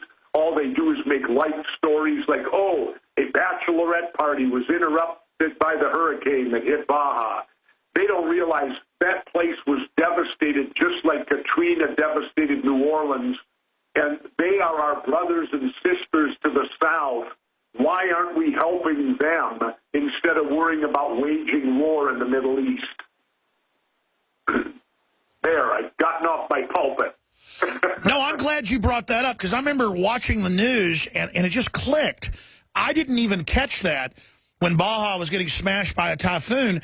I mean, you learned that in like 7th grade or whatever when they have a little bit of meteorology in science class, that hurricanes are in the Atlantic, typhoons are in the Pacific. Typhoons rotate the opposite direction. They can get up to 100 miles an hour faster. I mean, and I remember meteorologists on the news calling it a hurricane. That had to be on purpose, Jesse. Oh, I don't know if it's on purpose. I just think it's ignorance. I just think that they're not that deep into it anymore, and that word has overtaken, that hurricane's overtaken typhoon. It's really here nor there, but the main thing is this, Alex, is why aren't we helping these people down there? I don't see anything on television. I don't see anybody coming forward and saying, you know, there's devastating. These people have lost everything down there, a lot of them. I mean, I'm fortunate I've gotten word that my house has withstood it. You know, I live off the grid, though. The cities are the places that have really been nailed down there. And all the people in this country that enjoy vacationing down there, they enjoy the life down there. Come on, step up to the plate, and let's look to support the Red Cross and other things that are needed down in the Baja very badly right now. Yeah, there hadn't even really been a lot of coverage of that, but I know it happened. There's been none. They let it pass right by and hummed it, and that's all you hear from it. You know? You know, now that I think about it, that's pretty rare for the West Coast to get hit by a typhoon. And it's strange that they didn't talk more about that. Well, they certainly haven't done anything with it, you know, as far as relief or anything like that. The word I'm getting, though, is that the people are being vigilant. They're doing great down there. And I lived there for now 8 years, and I have no doubt in my mind, of course, they're going to survive it. They're survivors down there. They don't worry about what Wall Street's doing today. They worry about, am I going to have food on my table tomorrow? You know, it's much more prevalent than what Wall Street's doing. But it's a lifestyle I love, Alex, there. I'm off my thing now. But anyway, let's move on to something I want to talk about. I find it astounding, Alex, that the Republicans, and you know I'm an equal opportunity disliker of both parties, but I find it astounding the hypocrisy of the Republicans now accusing the Democrats of falling asleep at the wheel with ISIS. Excuse me, weren't they in charge when 9/11 occurred? And weren't they in charge when we invaded Iraq and created all of this disruption and instability over there? Here's my belief, Alex. They knew all along there was going to be an ISIS. All this stuff has been done on purpose to support the military-industrial complex and our war economy, which is what operates the United States of America today. We're an economy war-based. Well, Governor, I totally agree with you. And for 4 years, they've been funding them to attack the Syrian government. They've killed hundreds of thousands of people. Almost all the fighters are al-Qaeda. They've just renamed it to ISIS. They gave them 600 tons of weapons, as Senator Rand Paul exposed. And now they're saying, give up your rights. Al-Qaeda, ISIS, is about to kill you any minute when it's our own government in NATO that armed them. This has got to be the biggest whopper ever. I don't know how they're getting away with it. Well, one of the things they're doing is what I pointed out on my show. They've got this new bomber now, the F-22 Raptor or something, and it's leading the airstrikes over there. Well, they cost $150 million apiece, and, you know, they got to see if they work, Alex. This is all part of the military-industrial war machine. And as soon as ISIS is destroyed, rest assured another named enemy will appear on the horizon over there. I mean, we've gone through Al-Qaeda, we've gone through, who is it with the Taliban, and now we got ISIS. Well, as soon as they get rid of ISIS, they'll have some other fancy name for another group over there. My position is let's get the hell out of there. Oh, they've already created Khorasan. They've already got Khorasan out. Yeah, there you go. So they get the fourth one on the horizon now. I don't agree with everything Ronald Reagan did. I don't put Ronald Reagan on the pedestal that the Republicans do. But the one thing I did agree with him, way back when they attacked our Marine barracks in Lebanon and they killed literally 200 brave Marines serving in that foreign country of Lebanon, did Ronald Reagan avenge and go to war? No. He got the hell out of there. He did what they would call today cutting and running. Well, sometimes it's better to be prudent than to strike back in revenge right away. And right now, in my opinion, the best thing this country can do is get the hell out of the Middle East. Alex, I've said it before. Let's go back to Columbus. Remember Christopher Columbus? Yes. The guy who allegedly discovered the New World for the Anglo-Saxon European. What was he doing? He was on a mission to find an alternative route to India because he didn't want to go through the Middle East. Now, if Columbus was willing to defy science, because at that point they said the world was flat and you'd fall off the end of the earth, Columbus didn't care. He was willing to fall off the end of the earth not to go through the Middle East. Now, that was 500, 600, 700 years ago. Why haven't we learned from it? You're right. And look, the big corporations, they just want a place to drop bombs and make trillions of dollars, trillions in the Iraq and Afghan wars of the last 13 years. We've been bombing Iraq. Alex, it's all about the war culture of America today and supporting our military-industrial complex, because I guarantee you, as soon as they put down ISIS, there will be another enemy on the horizon. You've already mentioned that new one they got. It's incredible, and it's so formulaic. I had Ron Paul on earlier, and he's come out in support of Walter Jones and Congress's bill to release the 28 pages. I've talked to Jones and others. It does say clearly, even in the commission's report, that Saudi Arabia was involved and that basically a stand-down was ordered. And Ron Paul basically said, yeah, we've been lied to about 9/11. Well, you've been saying that for 8-9 years. I've been saying that since it happened. But I think that's a good thing, though, that more and more of this is coming out. And even the New York Post, that's been a group demonizing anybody that talks about 9/11 being staged or being covered up, they now have come out and said that there's a cover-up. What do you make of that? Well, certainly, you know, I had Congressman Jones on my show, and I was astounded. I mean, I thought I was talking to someone in the Twilight Zone. Because the exact things he was saying is the things you and I and all of us have been harping on for almost a decade now.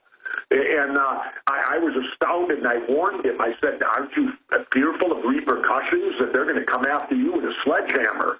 You know, and he didn't feel that way. And I'm all for it, because he point blank told me.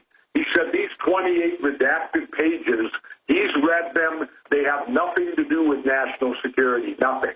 So there's no reason they should be redacted. He said all they do is create a money trail that shows that the Saudis were the finances behind 9/11. And I bet if you continue that money trail, lo and behold, it could even report back to this country in some way, shape, or form. Well, if you ever become president, I hope you put Walter Jones in your cabinet, because he's a very honorable person, but he doesn't get all the attention Ron Paul does. Well, he's still elected in there, and so people need to pay attention to this guy, because as much as I admire Dr. Paul's now a civilian like me. And once you're a civilian, you have no power in the government. Right now, Congressman Jones is in that government, so therefore he has the power, of what it's worth, of actually still being in there. That's right. We're getting him on next week. All right, Governor Jesse.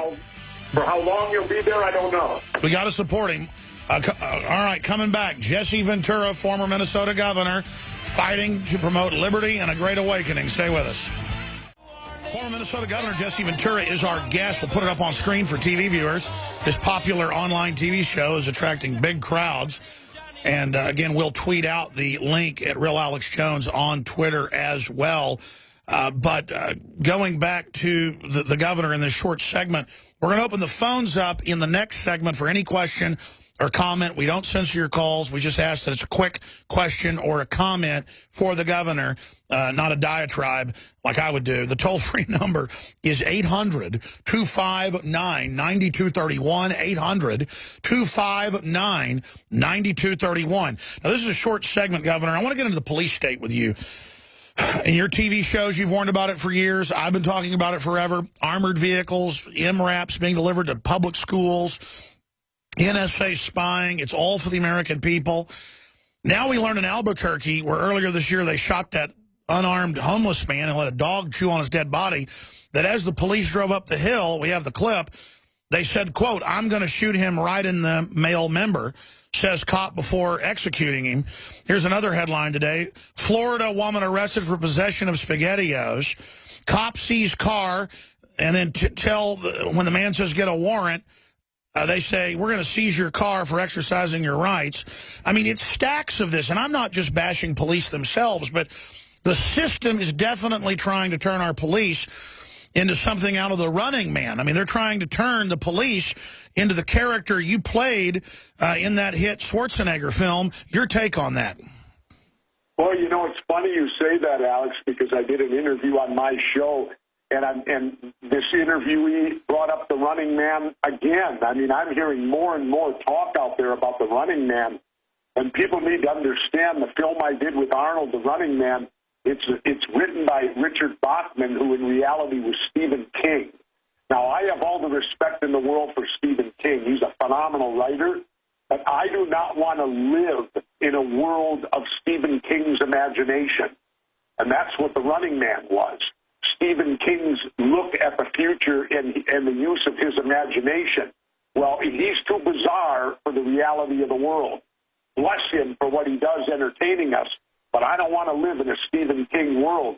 And that's the way we're heading towards The Running Man. I mean, we discovered that the TSA eventually down the line is going to give airplane travelers these wristbands that will have all your vitals on it. With my show Conspiracy Theory, that was the episode they wouldn't allow on.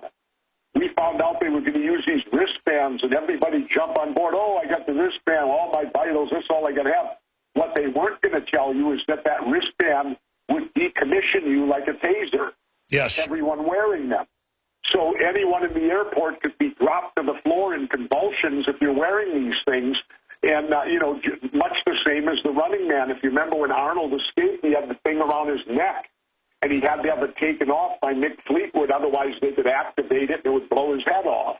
And so, we're heading that direction. Sure. And people better wake up to the fact that our police is supposed to be a reflection of us. They are not to be the military. Our police are turning far more military today than to be a reflection of society. And I'm against having all these armored vehicles. I'm against all these policemen who look like stormtroopers now. They even wear the Nazi-like looking helmets. You can't even see their faces. They come out. And I understand police is a dangerous job. But if you look at the statistics, I believe there's at least 10 other jobs that are more dangerous. Am I right on that? Yes, and most cops get killed in car wrecks, and it's all for intimidation. It's all federally, worldwide, the police are going to this model under the RAND Corporation. It's an admitted plan to basically take over countries. They call it a national stabilization force. That sounds like something out of The Running Man as well. Oh, yeah, very much so, and it's ridiculous, and it's time that we... I don't know how many times, Alex, I can tell people the only way out of this is to stop voting for Democrats and Republicans.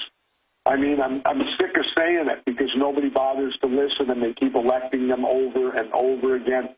They're like the mouse on the treadmill. They can't get off it. And until our populace can get off the treadmill, this is what we're going to face. You're right. Former Minnesota Governor Jesse Ventura is our guest. And if we'll put him back up on screen, you go to aura.tv/off the grid. If you just type in Jesse Ventura off the grid into the search engine, it comes right up. You can find his Facebook, Twitter, and you can also find the censored shows from his conspiracy theory show on YouTube. They're always taking them down, but folks are putting them back up. I want to talk about web censorship with you, Governor, when we come back, because the inventor of the Internet, not Al Gore, but the real one, said there's an attempt to end the Internet because, yeah, the system can't compete with my show and your show. So what do you expect him to do to try to shut us down? Straight ahead with Jesse Ventura, your phone calls, and more. We were just speaking about 1984 and The Running Man. Thailand considers tracking tourists with GPS bracelets after banning Orwell's 1984 being sold in the country. Thailand, which began arresting citizens last summer for reading copies of George Orwell's 1984, is now considering tracking tourists with GPS devices.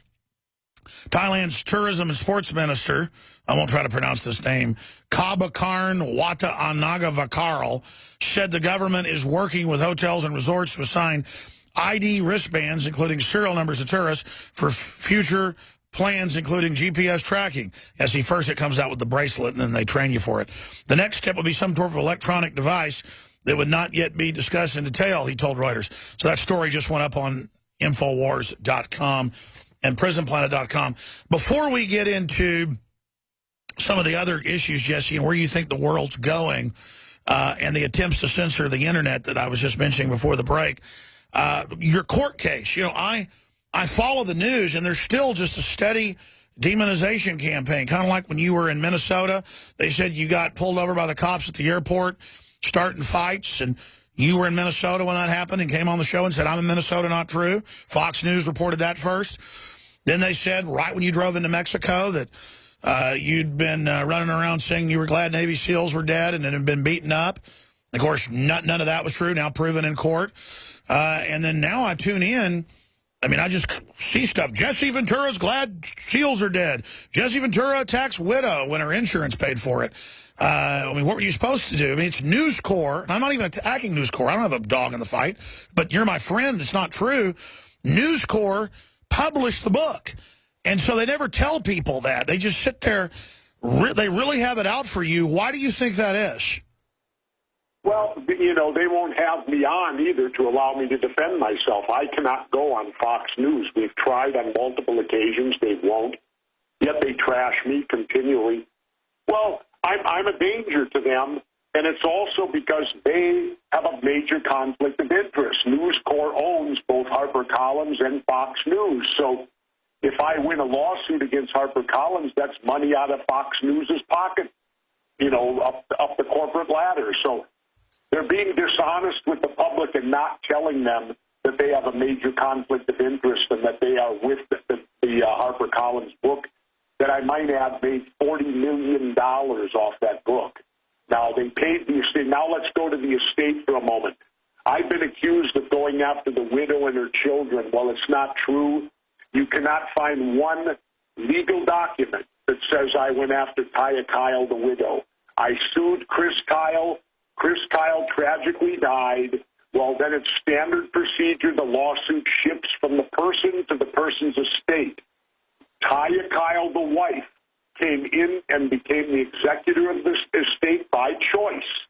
She knew the lawsuit was there. She knew it was pending, and she chose to become part of it because the executor to an estate can be a lawyer, it can be an uncle, it can be anybody.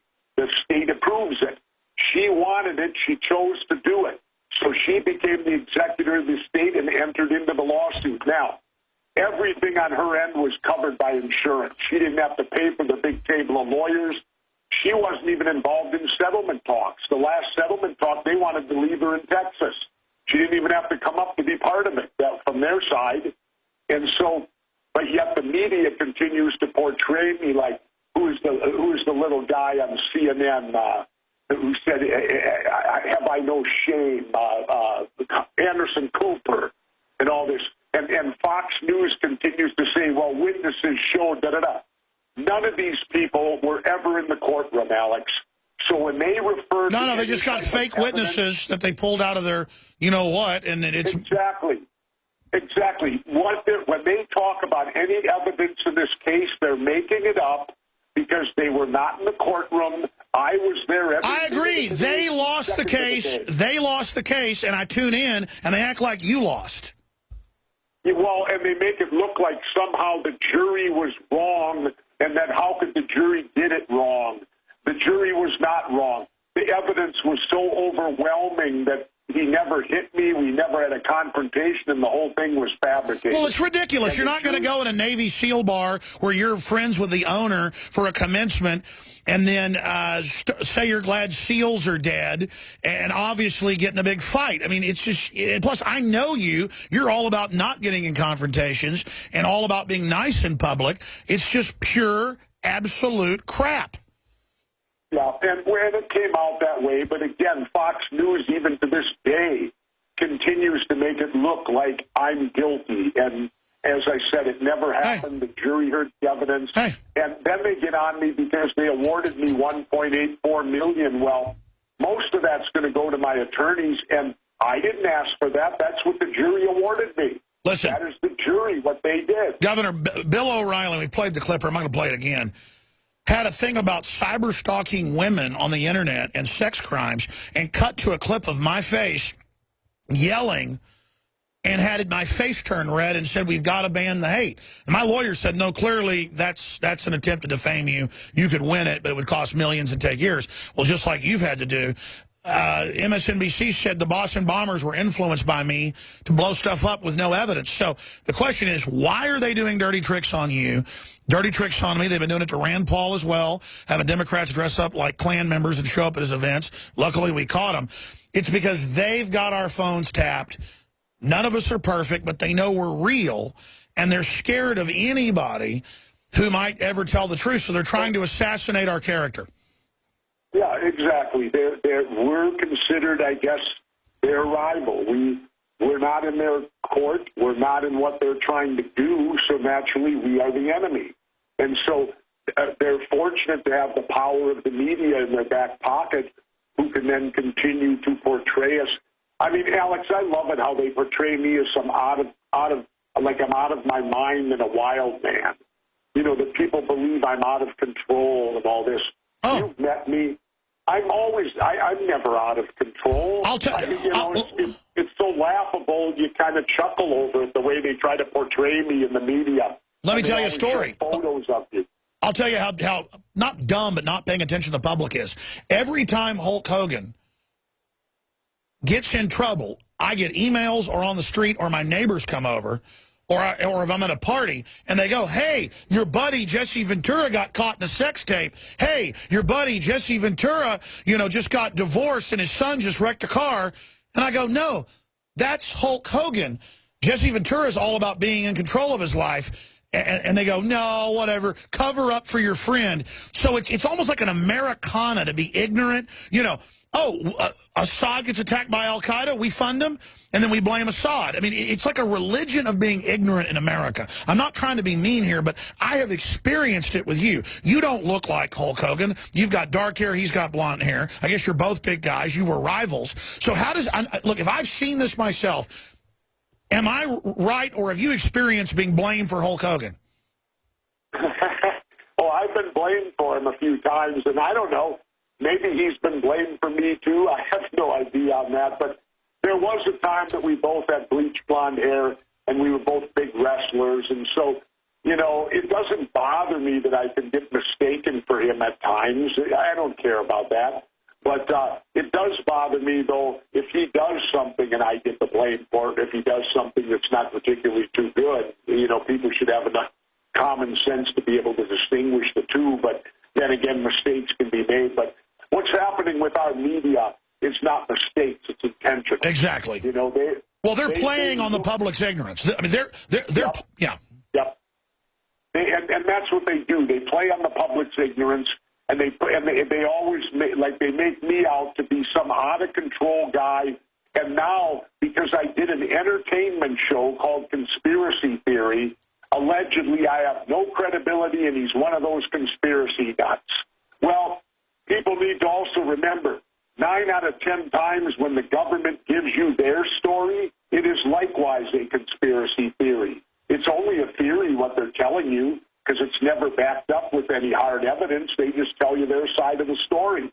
But yet, and I love, too, Alex, how today they've morphed the word truth into being bad. If you're called a truther today, something's wrong with you, you're out of control, you're a crazy person. So by the opposite thought, you mean liar is now good? I don't get this. Truth used to stand for something, and they've morphed it today into truth being bad. Well, I don't think it's working. Like that we have to overcome. I don't think it's working. Congress has a 7% approval rating. I want to go to calls, Governor, but first off, Sure. Go back to that question. In your gut, with your son, your daughter, your whole life, do you think humanity's going to make it and survive? I mean, we've got the West clearly in the wrong trying to start a war with Russia. And I'm not even defending Putin. It's just clear he's starting to fight, in my view. I think all of it's planned, and it's all a big scare tactic, like what L. Fletcher Prouty said at the end of World War II, how all wars would now be fought in third world nations, and they would be fought to where the military would have no direct objective to achieve where they could claim victory. And every war has been that, so I tend to believe what Colonel Prouty said because the proof's in the pudding. It's what's happened. And I think all these wars are done on purpose as really a distraction, and again, to fulfill an economy that is war-based. They have to keep us at war now. We have to keep making these planes. We have to keep making these implements of war.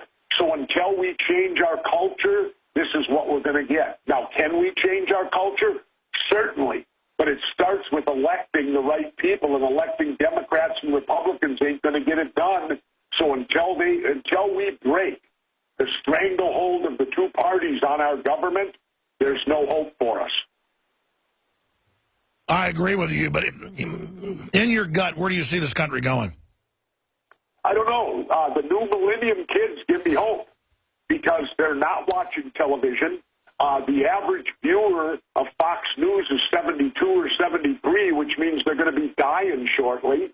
So that could be the end of Fox News when all the people that watch them are dead from old age. So I think, Alex, with the new millennials, if they'll not fall victim like we did in the 60s, the war ended in Vietnam, and we became part of the cultural system then. We didn't stay separate from it. I'm hoping that the new millennials will learn from this, that they will break away from the status quo and, for lack of a better term, continue to do their own thing, because their wars have been ongoing the whole time. So it doesn't compare directly to Vietnam. And they're smart kids. They got the internet, and the internet right now is uncontrollable, but rest assured the government will do their best to control it. Well, they can't compete with us. I mean, CNN's collapsing. They're all collapsing. We're exploding. Ron Paul's got his own channel, reaching millions. I mean, it's really an exciting time.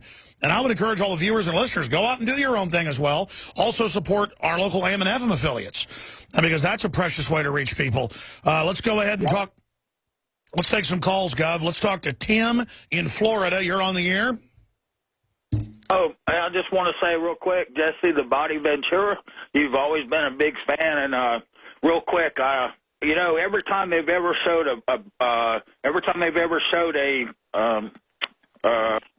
video of them Islamics beheading anybody, they never wore any masks, and there wasn't ever no break.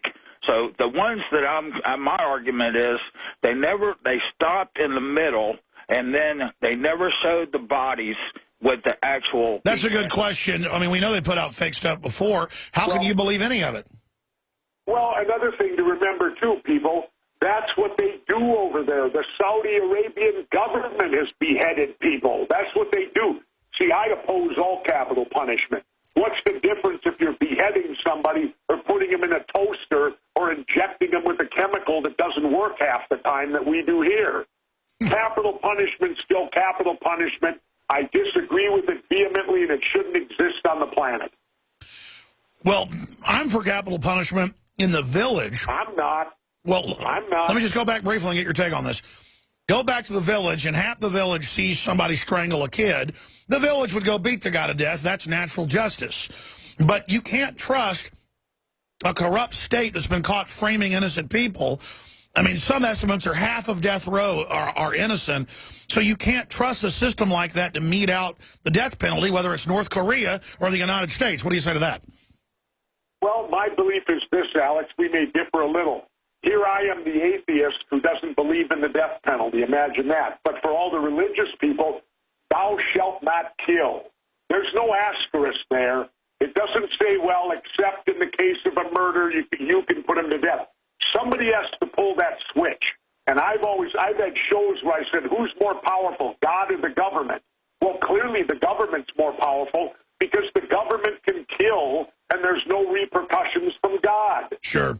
So, you know, my position is killing is wrong, and so is killing for punishment. That is wrong, too. Sure. We shouldn't be doing it because somebody has to physically carry out the killing.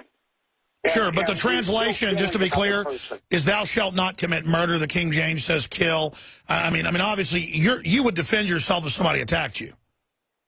Well, of course there's self-defense. If it's you dying or the other person's attempting to kill you, that's totally different. Let's do one more. I'm talking about having a system. I oppose capital. No, I get it. It makes sense. Slim, real fast question for... Yeah, Slim in Canada. Go ahead. Yep. I'm just calling regarding, I think it's a lot worse than we think it is, personally. This ISIS group that changes their name every 5 minutes, like P. Diddy or whatever the hell his name is right now, pardon my French. And then, you know, with all the stuff going on, the beheadings and those being questionable, and I have a request. I mean, I thank you both for what you're doing, but... You know, this is weird, though. I've never seen calls come in with the same weird point about beheading. I'm looking at these calls on screen. A bunch of them are about beheadings. People are, I don't know, do you guys know each other calling in with this theme? No, I'm not, I don't know who that guy is. Okay, well, what's your question real quick? What's your question? I think it's a lot worse. Do you guys agree with me that it's a lot worse than we think it is? I mean, there's a lot of fear-mongering, but I think it's worse. I don't. I don't anticipate ISIS coming here and invading our country. I think, and imagine this, if we hadn't gone into Iraq, taken out Saddam Hussein, and destabilized the whole region, would there be ISIS if Saddam was in charge today? I agree. I don't think so. No, you're absolutely right, Governor. No ISIS if Saddam Hussein were still in charge of Iraq. Or if we had in the last 4 years given them all these weapons, again, building up the enemy, as you said at the start of the interview. We're going to come back real quick, final segment with Jesse Ventura, Pete, Wildman, Todd, George, and others. Get ready. We're coming back. Pete, you're on the air with Jesse Ventura. Hi, Jesse.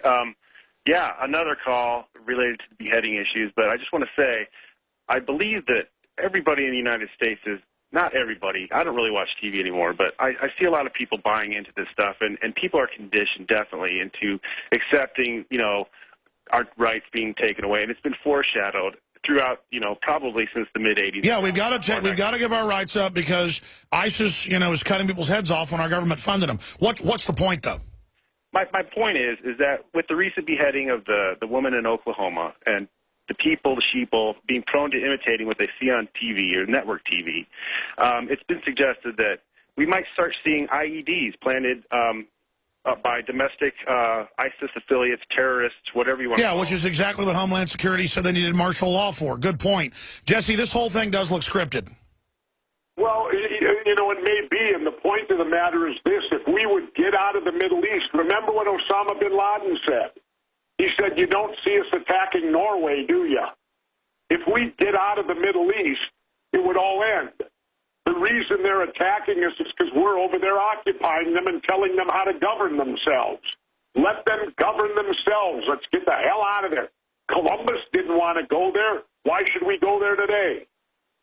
Well, I'll say this. You don't see the al-Qaeda people attacking, you know, South America, or you don't see them attacking South Africa because they're not over there.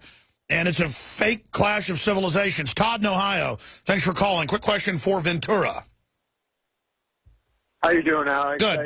Good. We're good. Go ahead. Good. I'm a veteran, and I've come home from the military, and I noticed that there are a lot of different propaganda threats going on here in the United States. My question and point I want to make is what happens when we can't wake up the masses, and you know, one of these terror threats hits. How do we resolve that? Well, we've allegedly been hit on 9/11 by a massive terror attack, and the Republicans were in charge then. So the point is this: government can't keep you safe without taking your freedom. I would rather have my freedom and take my chances than to be locked up and lose my freedom because they're going to keep me safe. I remember a cartoon I saw where it showed mom, dad, and the two kids, and they're all sitting at the dinner table, and they go, boy, I feel safe now, and the cartoon had them inside a barred cell, you know, locked in a cell, but boy, I feel safe now. The point is this: freedom is safety, and that's what we need to be striving for, is freedom, exactly. Not locking down America. If you lock down America, they win. That's right. Notice the annihilation of our freedoms in 13 years, and now al-Qaeda has whole armies to take over. Obviously, it doesn't keep us safe. It's being used to take over. That's why our government's arming al-Qaeda. This is how you conquer America. Thank you, Todd. I'm sorry to the other callers. We're out of time. Governor, I know you're probably not going down to Baja. I mean, usually go, I guess, in September or October. Well, you never know, Alex. I want to go down there to help, even more than my show. I'd like to go down there and give physical help if I can, because they need the help down there just like we needed it in New Orleans when Katrina hit. Nobody's covering it here in America, and we have our brothers and sisters down there in big trouble in the Baja. Well, I'll tell you what. Use our help. You've been on the show before via Skype down there, so if you're down there in a week or a month and want to give us a report here, we'd love to help off the grid as well, get some coverage to what's happening down there, Governor. Okay, we'll do that, Alex. Thank you, and we'll look forward. I'll talk to you again before I leave. You bet. Say hi to your wife and everybody else, and have a great week coming up, Jesse. You too. Bye, Alex. All right, there goes Jesse. And again, folks, he's just a real guy. And that's why they hate him and want to destroy him. All right, folks, tonight, 7 o'clock Central, InfoWars Nightly News, and back tomorrow. That's it. Great job, crew. And great job to our affiliates. Great job, Ron Paul. Great job, Ed Group. Great job, InfoWars.